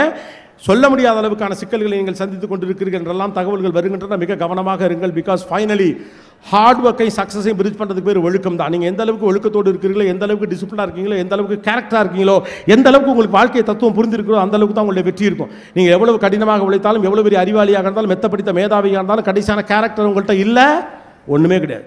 ஒரு வார்த்தை சொல்லுவாங்க, புள்ள போனால் கொல்லி போச்சு, வீடு போனால் சொத்து போச்சு, சம்சாரம் போனால் சகலமும் போச்சு. அதே மாதிரி கேரக்டர் போச்சு, அத்தனையும் போச்சு. Keep your character safe. ஒரு நாளும் தெரிந்தே தவறு செய்யாதீர்கள். மறுபடியும் சொல்றேன், லாஸ்ட் ஒன் டைம் சொல்லிட்டு எந்த தப்பையும் பண்ணாது. I warn you, I have all the right to tell you people. எனக்கு சேர்த்தான் சொல்றேன், இது கடைசி முறை, இந்த தப்பை இனிமேல் செய்ய மாட்டேன்னு ஒவ்வொரு முறையும் இந்த தப்பை செய்யவே செய்யாதீங்க. பிகாஸ் உங்கள் உடம்பு மனசு ரொம்ப முக்கியம். நம்ம இப்போ நினைக்கிற மாதிரி இந்த உடம்பு மனசு உங்களுக்கு இருக்காது. நீங்கள் 30 வயசு ஆகிறப்ப உங்களுக்கு மருத்துவ செலவு வரும், உங்கள் அம்மா அப்பாவுக்கு மருத்துவ செலவு வரும். எல்லாத்தையும் எதிர்காலத்தை கணக்கில் கொண்டு கவனமாக இருங்கள். உங்கள் கேரக்டர் தான் உங்களுடைய சக்ஸஸை டிட்டர்மைன் பண்ணும். உங்களுடைய ஹார்ட் ஒர்க் மட்டும் டிட்டர்மைன் பண்ணாது. நான் புத்திசாலியாக இருக்கேன் அதனால் பொழைச்சிப்பேன் நினைக்காதீங்க. எவ்வளோ பெரிய புத்திசாலியாக இருந்தாலும் உங்கள்கிட்ட ஒரு கெட்ட பழக்கம் தான் காலி பண்ணிட்டு போயிடும். ஒரு பெரிய நோய் ஒரு குடும்பத்தையே சாகடிச்சிருங்கிறான். ஒரு பெரிய கடன் ஒரு குடும்பத்தையே சாகடிச்சிருங்கிறான். ஒரு மோசமான கேரக்டர் ஒரு பெரிய திறமசாலியை சாகடிச்சிடும். Character is more important than your knowledge. Character is more important than your wealth. Character is more important than anything. Character is everything. Character தான் ரொம்ப முக்கியம். Keep the character safe. ஒரு நல்ல சுய ஒழுக்கத்தோடு கூடிய ஒரு தலைமுறையாக நீங்கள் வளர வேண்டிய அவசியம் இருக்குது. ஏன்னா இப்போ எல்லாம் அவைலபிள் இருக்குது. அறிவு அவைலபிளாக இருக்க மாதிரியே மற்றது அவைலபிளாக இருக்குது, ரைட்டா? நல்லது கிடைக்கிற மாதிரியே கெட்டதும் கிடைக்குது. எது வேணும் எது வேணாலும் உங்களை பின்னால் இருந்து கண்காணி வேலை பார்த்து கழுத்துலலாம் யாரும் பார்த்துட்டுலாம் இருக்க முடியாது. சோஷியல் மீடியாக்களில் நீங்கள் என்ன பண்ணுறீங்களா யாராலும் இங்கெல்லாம் பார்க்க முடியாது. அந்த அளவுக்கு பெரிய உங்களுக்கு விவரம்லாம் பத்தாது. ஃபோனை நோண்டாதுன்னு ஒருத்த வார்த்தை சொல்லலாம். ஆனால் எதை பார்க்கணும் எதை பார்க்கணும் நீங்கள் தான் முடிவு பண்ணணும். எதை படிக்கணும் எதை படிக்கூடாது நீங்கள் தான் முடிவு பண்ணணும். என்ன செய்யணும் செய்யக்கூடாது நீங்கள் தான் பேர் பண்ணணும். நீங்கள் தான் உங்கள் வாழ்க்கைக்கான ஆகிருதியை உருவாக்க முடியும். Character decides everything. Be safe and secured on that. 9 மணி ஆக போது. Let us some up on that. முதல் முக்கியமான விஷயம் நான் உங்ககிட்ட சொல்லணும்னு ஆசைப்பட்டதை மறுபடியும் நான் ரிப்பீட் பண்ணுறேன். ஃபர்ஸ்ட்லேருந்து சொல்லுவோம், லிஸ்ட்டு ஒன்று எழுதி வச்சிருக்கேன். எனக்கு தெரிஞ்சு ரொம்ப நாள் கழிச்சு நான் எழுதி வச்சதை எப்படியாவது பேசிப்போன்னு நினச்சி ஓரளவுக்கு பேசுனது இங்கே தான்ப்பா. முதல் முக்கியமான விஷயம், எல்லாவற்றிற்கும் அதிகமாக ஆசைப்படாதீர்கள். அதிகமான பொருட்கள் இருந்தால்தான் வாழ்க்கை பெரிதாக இருக்கிறது நினைக்காதீர்கள். அப்படி நினைக்கிற போது நல்ல வாழ்க்கை வாழ்ந்தாலும் ஏதோ ஒன்று இல்லை என்ற குறையோடு நீங்கள் கடைசி வரை வாழ வேண்டி வரும். ரைட்டா? ஸோ ரெண்டாவது முக்கியமான விஷயம், இரண்டாவது இதுக்கு தான் எழுதி வச்சு படிக்கிறீங்களே, எழுதி வச்சோம்னா நம்மள திருப்பிலாம் பார்க்கணும். ட்ரெண்டுக்குள்ளே இருக்குன்னு நினைக்காதீங்க, ரெலவன்ஸாக இருக்குன்னு பாருங்கள். ட்ரெண்டுக்குள்ளே இருக்க நினச்சா கூட்டத்தில் ஒரு ஆள். Individualism is more important. அது நீங்கள் கவனமாக இருங்கள். அதிகமான நண்பர்களை விட ரொம்ப அவசியமானது உங்களுக்கு தேவைப்படக்கூடிய நல்லதான 4 நண்பர்கள் தான். நிறைய நண்பர்கள் இருப்பதனால நீங்கள் பவர்ஃபுல்லான மனிதர்களாக இருந்து விட முடியும்னு நினைக்காதீங்க. உங்களை தட்டி கேட்கக்கூடிய நண்பர்கள் உங்களிடம் இருக்கணும். Count your blessings. உங்களிடம் என்ன இருக்கிறது என்பதை கவனியுங்கள். என்னவெல்லாம் இல்லை என்ற பட்டியல் இருப்பதைப் போலவே என்னவெல்லாம் இருக்கிறது என்ற பட்டியல் இருந்தால் அதை வைத்து என்ன செய்ய முடியும் என்றும் தீர்மானிக்கலாம். எப்போது எதையாவது யோசிச்சுட்டே இருக்காதீங்க. இந்த நிகழ்கணத்தில் வாழ்வதற்கு பழகுங்கள். நாளைக்கு நடக்க வேண்டியது தானாக நல்லபடியாக நடக்கும். அதற்கு இன்றைய நாளை சரியாக நீங்கள் செய்யணும். அடுத்தது இன்னொன்று சொல்ல நினச்சேன், அதை விட்டுட்டேன். அது இன்னொரு முறை சொல்கிறேன். அந்த பாயிண்ட் இங்கே எடுக்கவே முடியல.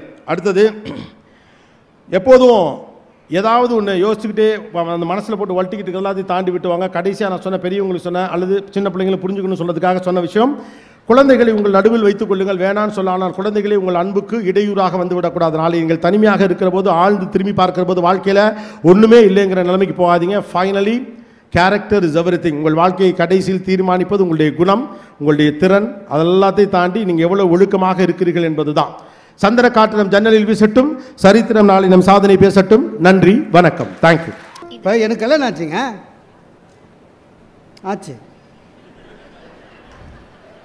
ஆச்சா, தாலி கட்டினேன்.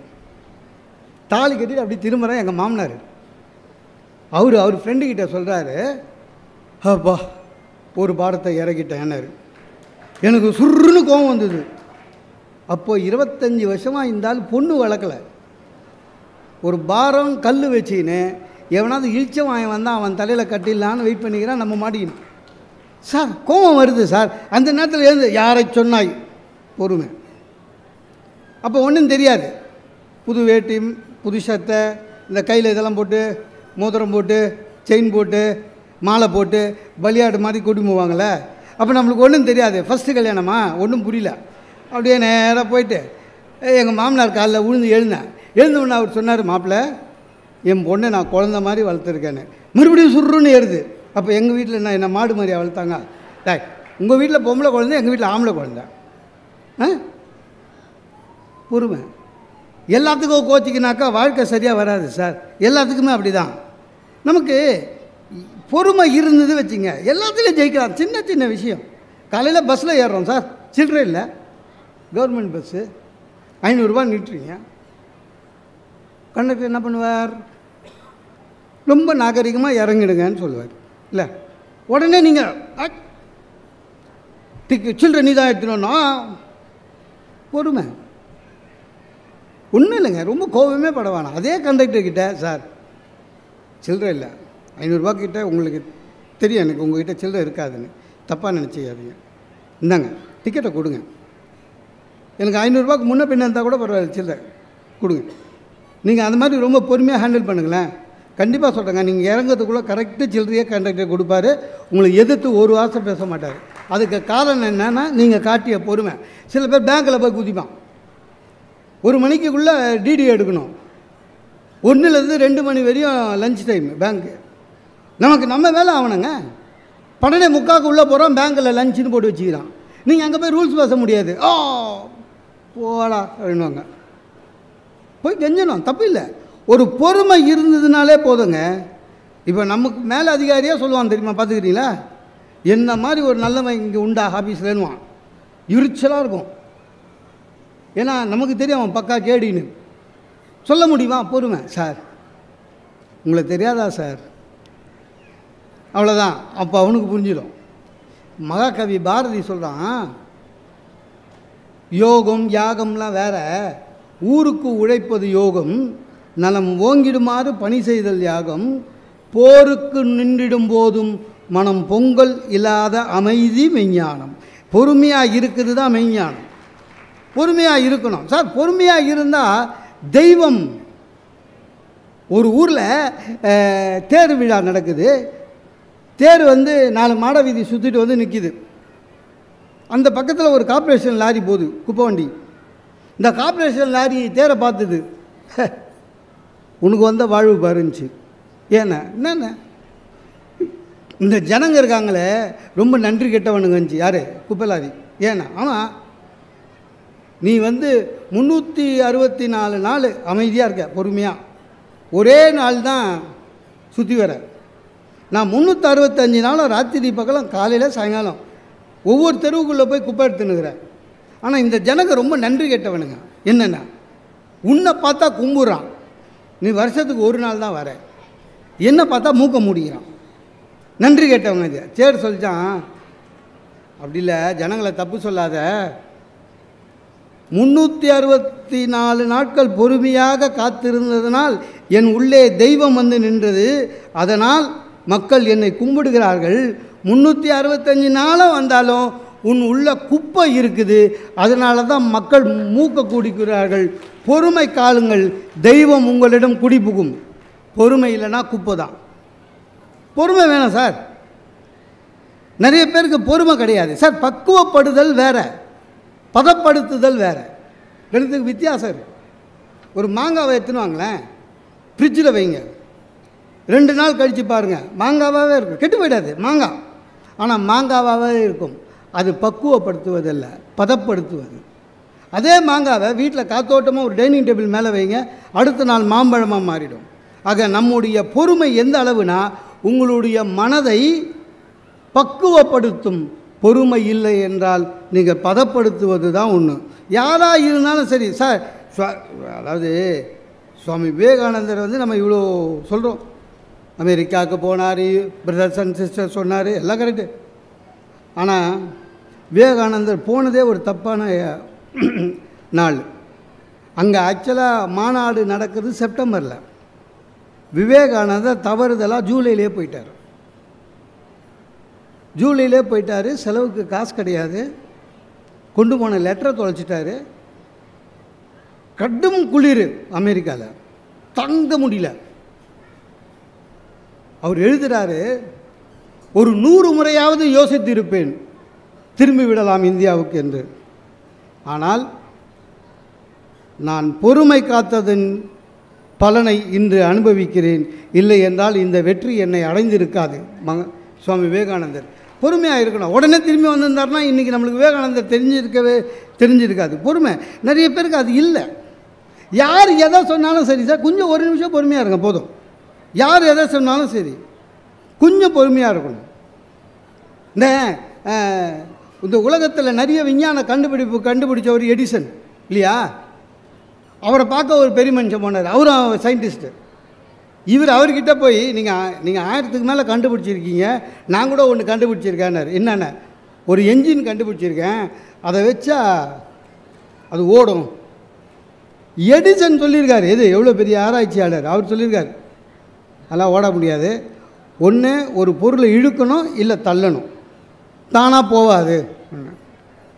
ஒரு 5 நிமிஷம் பொறுமையாக இருந்து சொல்கிறது அறிவாளியாக இருந்தால் கூட பரவாயில்ல, சொல்கிறத இந்த காதில் வாங்கிட்டு பொறுமை காத்து அந்த முயற்சியை சற்றும் விடாமல் வெற்றி கண்டவர் தான் ஃபோர்டு.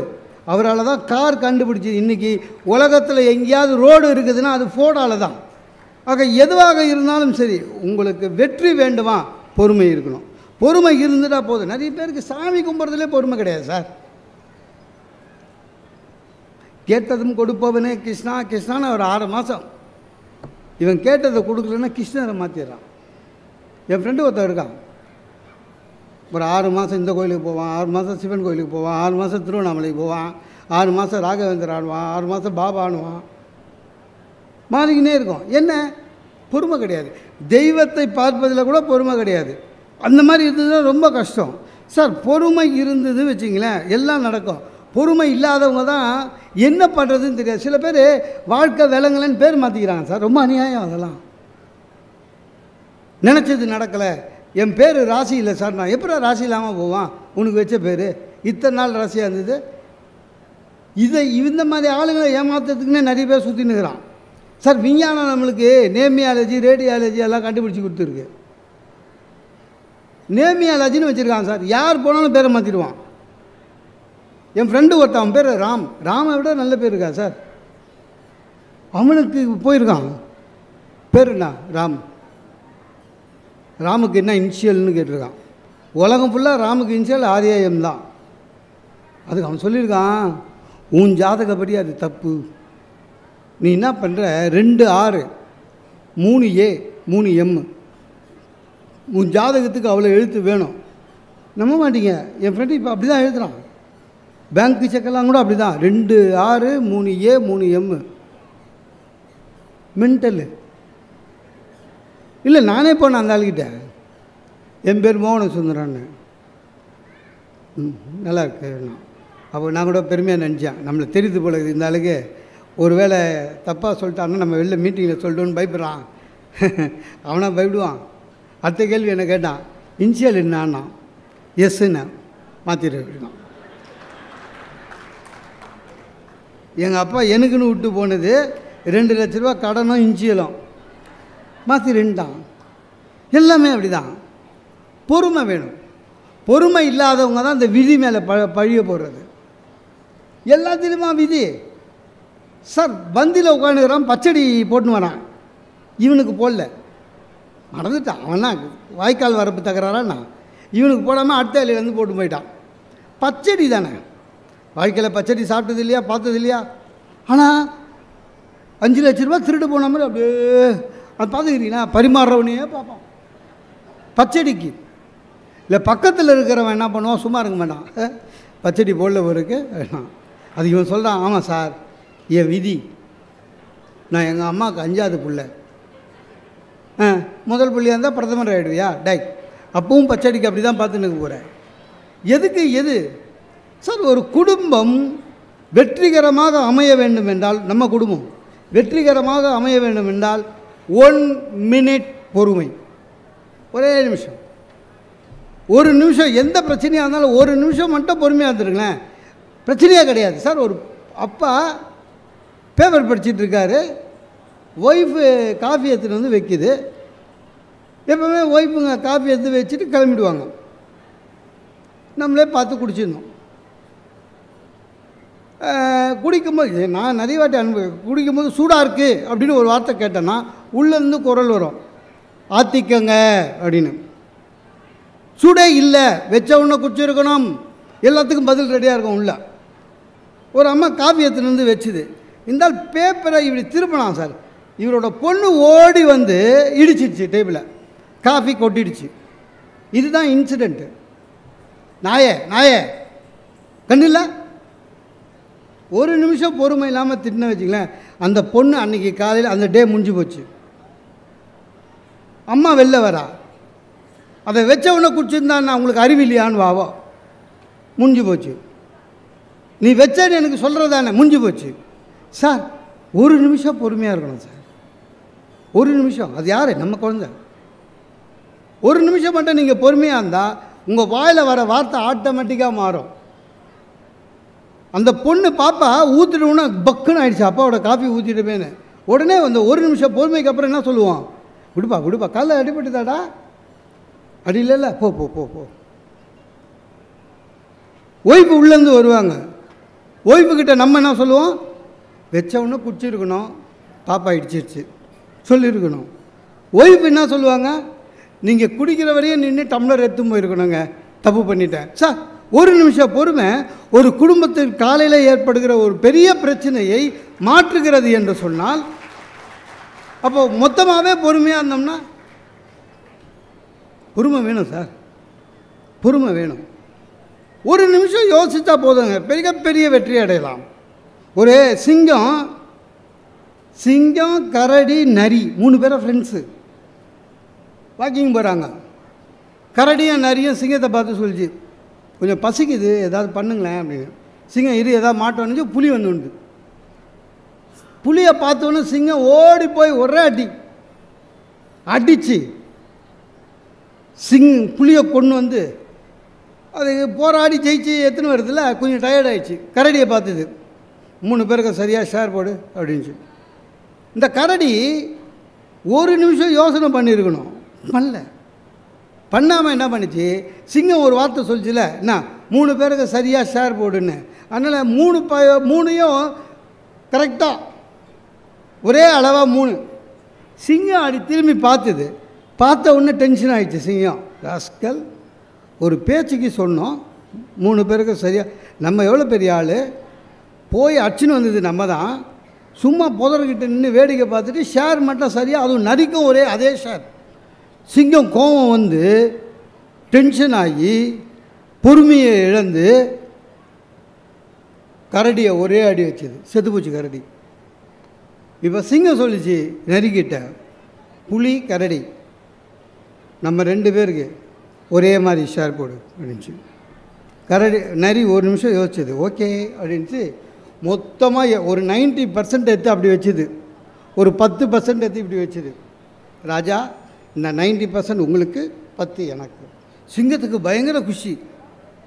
எப்படி இவ்வளோ கரெக்டாக ஷேர் பண்ண, சரி சமமா தெரியுது சிங்கத்துக்கு. அப்போது நரி சொல்லிச்சான், எப்படி கற்றுக்கினேன் இதான்னு. கொஞ்சம் நேரத்துக்கு முன்னால் கரடிகிட்ட கற்றுக்கினேன் ராஜா. டாய், உனக்கு தெரியாதா எனக்கு? அப்படிதாங்க சார், எல்லாத்துக்கும் பொறுமை வேணும் சார். நம்ம வீட்டில் ஒவ்வொரு வீட்லேயும் அம்மா ஒய்ஃபு வச்சுருக்கிற குடும்பங்களில் அம்மாவும் நம்ம வீட்டில் இருக்காங்க வச்சுங்க. ஒவ்வொரு வீட்லேயும் நடக்கிற விஷயம் அது என்ன, சண்டை வரும். சண்டையில் ஒய்ஃபு கண்டிப்பாக கேட்பாங்க, என்ன உங்களுக்கு நான் முக்கியமாக உங்கள் அம்மா முக்கியமானு கேட்பாங்கல்ல. ஒரு நிமிஷம் கூட யோசிக்காமல் பதில் சொல்லுவான் சில முட்டாள், எங்கள் அம்மா தானுவான். அவனுக்கும் சோறு இல்லை, அவங்க அம்மாவுக்கும் சோறு இல்லை. ஒரு நிமிஷம் பொறுமையாக யோசி, விடுடா இன்னும் கொஞ்ச நாள் போ அப்படின்னு சொல்லி விட்டுடணும். அந்த இன்னும் கொஞ்ச நாள் யாருக்குன்னு சொல்லக்கூடாது. அதுதான் புத்தாலித்தனம். அதுக்கு நமக்கு தேவை ஒரு நிமிஷம். சார், குழந்தைங்க கேள்வி கேட்டால் கூட பதில் சொல்ல மாட்டான் சார். நம்ம குழந்தைங்க கேள்வி சார், குழந்தைகள் கேள்வி கேட்டால் பதில் சொல்லணும் சார். குழந்தைங்க கேள்வி கேட்டால் கூட பதில் சொல்ல மாட்டான். ஏன்? பொறுமை கிடையாது. தீபாவளிக்கு பட்டாசு வாங்குறாரு அப்பா, எப்பவுமே தெரியல, தீபாவளிக்கு பட்டாசு வாங்கி வெடிக்காதன்னு வாங்க. அப்புறம் தீபாவளிக்கு வாங்கினதே கொஞ்சம் முறைக்கு நம்ம எதிர்க்கே கொஞ்சம் பேக்கெட் எடுத்து பண்ணையில் வைப்பாங்க. பையன் கேட்பான் எதுக்கு, ஏன்னா அது கார்த்திகை தீபத்துக்கு வச்சுருக்காங்க. அப்புறம் இன்னொரு பண்டிகைக்கு பையன் டென்ஷன் ஆகிட்டான், வந்ததே கொஞ்சம் அதில் பாதி மேலே போயிடுச்சுன்னு. பையனுக்கு டெய்லி அந்த பட்டாசை பார்த்து என்றைக்கு ஃபங்க்ஷன் வரும், என்றைக்கு பண்டிகை வரும்னு. ஏன்னா குழந்தைங்களுக்கு நம்ம எது பண்டிகை எது பூஜைன்னு சொல்லித்தரல. பையன் வீட்டில் விசேஷம்னா எல்லாமே பண்டிகைன்னு நினச்சினுக்கிறான். சரியா? அன்றைக்கி மாலை அமாவாசை, வீடு பெருகி கிருக்கி சுத்தம் பண்ணுறாங்க, பூஜை நடக்குது. பையன் நினச்சிங்கன்னா இன்றைக்கி பண்டிகை போல இருக்குதுன்னு அவங்க அப்பா கிட்டே கேட்குறான், அப்பா இன்றைக்கி பண்டிகை எது, மாலை அமாவாசை, பட்டாசத்து கூட வெடிக்கணும்னா. அதில் ஒரு நிமிஷம் பொறுமையாக அவனுக்கு சொல்லி கொடுத்துருக்கலாம். இன்றைக்கி பண்டிகையில் படாது, நீ தானே சொன்ன பண்டிகை இன்றைக்கி பட்டாது, அப்போ எப்போ தான் வெடிக்கிறது அப்படின்னா. இந்த டென்ஷனில் நான் பண்ணா, நான் செத்தா வெடி அப்படின்ட்டான். பையன் சொன்னால் அதுக்குள்ளே நம் திரும்பேன்னா. அவன் கவலை அதுதான், அதுக்குள்ளே நம் திரும்பேன்னா. சார், இப்போ கூட நிறைய பேர் டெத்து போகும்போது பட்டாசு வெடிக்கிறாங்கல்ல, அதெல்லாம் அவங்கவுங்க அப்பா சொன்னதுனால ஒன்றும் பண்ண முடியாது. ஒரு பொறுமை இருக்கணும். ஒன்றும் இல்லைங்க, நீங்கள் எந்த காப்பியத்திலே ஒன்றாலும் பாருங்கள், பொறுமை இழக்கிற போது அந்த கதாபாத்திரம் மேலேருந்து கீழே வந்துடும். மகாபாரதத்திலே தருமனை போல ஒரு பொறுமைசாலி யாருமே இல்லை. நச்சு பொய்கையிலே தன் தம்பிகள் எல்லாம் விழுந்து செத்து கிடக்கிற மாதிரி இருக்குது. ஆனால் அந்த அசிரடி கேட்ட கேள்விகளுக்கெல்லாம் பொறுமையாக பதில் சொல்லி உத்தமனாக நான் தருமன். பாதி ராஜ்யத்தை எடுத்துகிட்டு துரியோதனன் திருப்பி தரமாட்டேன்னா டென்ஷன் ஆகலை. தம்பிகளை அடக்கி தர்மத்தை காத்தான். பொறுமை. இது பொறுப்பதில்லை தம்பி, எரிதல் கொண்டு வா, கதிரை வைத்து இழந்தான் அண்ணன் கையை எரித்திடுவோம் பீமன் சொன்னான். அப்பவும் பொறுமை. சூதாடினான், மனைவி வச்சு இருந்தான், அடிமையானான், 12 வருஷம் காட்டில் இருந்தான், அஞ்ஞான வாசம் இருந்தான், பொறுமை. கிருஷ்ணனை அனுப்பி ஏதாவது ஒன்று கிடைக்கதான் பரவாயில்ல, 5 நிலம் 5 வீடு, ஓகே, பொறுமை. ஆனால் சார், பொறுமையை இழந்துட்டீங்க வச்சிங்களேன், நம்மளை உண்மையான கோர முகம் வெளில வந்துடும். நிறைய பேருக்கு அது தெரியாது.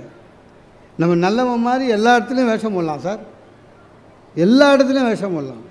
ஆனால் நீங்கள் பொறுமையை இழந்துட்டீங்கன்னா உங்களுடைய நிஜ முகம் வெளியில் வந்துடும். தருமனுக்கு வந்தது என்ன? தர்மனுக்கும் கர்ணனுக்கும் சண்டை வருது சார். கர்ணன் தர்மனை அடித்து துவைச்சி கொன்னுலான்னு யோசிக்கிறான். ஆனால் தாய்கிட்ட கொடுத்த வர ஞாபகம் வருது, என்ன, அர்ஜுனனை தவிர மீதி பேரை கொல்ல மாட்டேன்னு. அதனால கர்ணன் என்ன பண்ணுவான், தர்மனை ஓடிப்போ அப்படின்ட்டுவான். அந்த அந்த அவன் ஓடிப்போன்னு சொன்னாங்களே, ரொம்ப அவமானப்பட்டுருவான் தர்மன், ரொம்ப அவமானப்பட்டுவான். ரொம்ப அவமானப்பட்டதுனால வந்து அர்ஜுனன்கிட்ட சொல்லுவான், நீ என்ன பண்ணுவியோ எனக்கு தெரியாது, நாளைக்கு கர்ணனை கொல்லணும், நாளைக்கு கர்ணனை கொல்லணும். அப்போவே பொறுமை இழந்து தர்மனுடைய நிஜ முகம் வெளியில் தெரிய ஆரம்பிக்குது. நாளைக்கே கர்ணனை கொல்லணும்.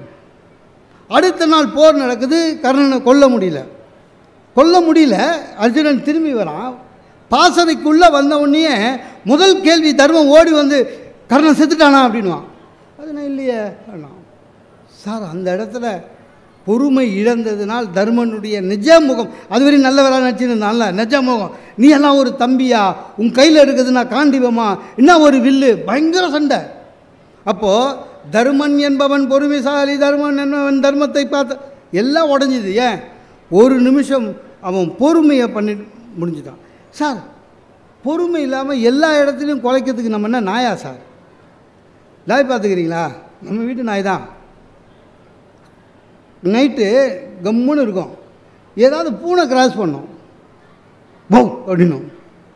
நைட்டு எல்லோரும் தூங்குறாங்க, குலைக்கக்கூடாது, அதுக்கு அது ஏதோ ஒரு உருவம் குலைக்கணும். நீங்கள் எது நடந்தாலும் சரி, வாழ்க்கையில் ஒரு நிமிடம் பொறுமையாக இருங்கள், உங்கள் வாழ்க்கை மாறும். பொறுமை இல்லை. ராமகிருஷ்ணர் அற்புதமான ஒரு கதை சொல்லுவார். என்னென்னா, ஒருத்தன் போய் கிணறு தோண்டினான், ஒரு 30 அடி தோண்டினான், அடச்சே அப்படின்னு போயிட்டான். திருப்பியும் போனான், அடுத்த நாள் வந்தான், ஒரு 31 அடி தோண்டினான், அடச்சே அப்படின்னு போயிட்டான். 3ஆவது நாள் வந்தான், 32 அடி தோண்டினான், தண்ணி வரல, செக் போ அப்படின்ட்டான். அப்போ அந்த பக்கமாக ஒரு துறவி வந்தார். என்ன பிரச்சனைன்னாரு, தண்ணி வரல. டாய் லூஸு, முதல் நாள் எவ்வளோ தோண்டினேன், 31, 2ஆவது நாள் 32, 3ஆவது நாள் 33. ஒன்று செய், இந்த 33 மறுபடியும் இன்னொரு புதிய கிணறு தோண்டாத, 33 தோண்டுனா. சார் நம்ப மாட்டீங்க, 34ஆவது அடியில் தண்ணி வந்துடுச்சு. உன் பொறுமை இல்லை, 3 கிணறு தோண்டி இருக்க. பொறுமை ஒரு நிமிடம் இருந்தால் போதும். ஒன்றும் இல்லைங்க, பொறுமை இருந்தால் என்ன தெரியுமா, உங்கள் உடல் நலம் காக்கப்படும், பிபி வராது, டென்ஷன் ஆகாது. பொறுமையாக இருந்தீங்கன்னா கோபம் வராது. கோபம் தானே எல்லாத்துக்கும். ஆக உடல் நலம் காக்கலாம். 2வது, உங்கள் மனநலம் காக்கலாம். ஞாபகம் வச்சுக்கோங்க.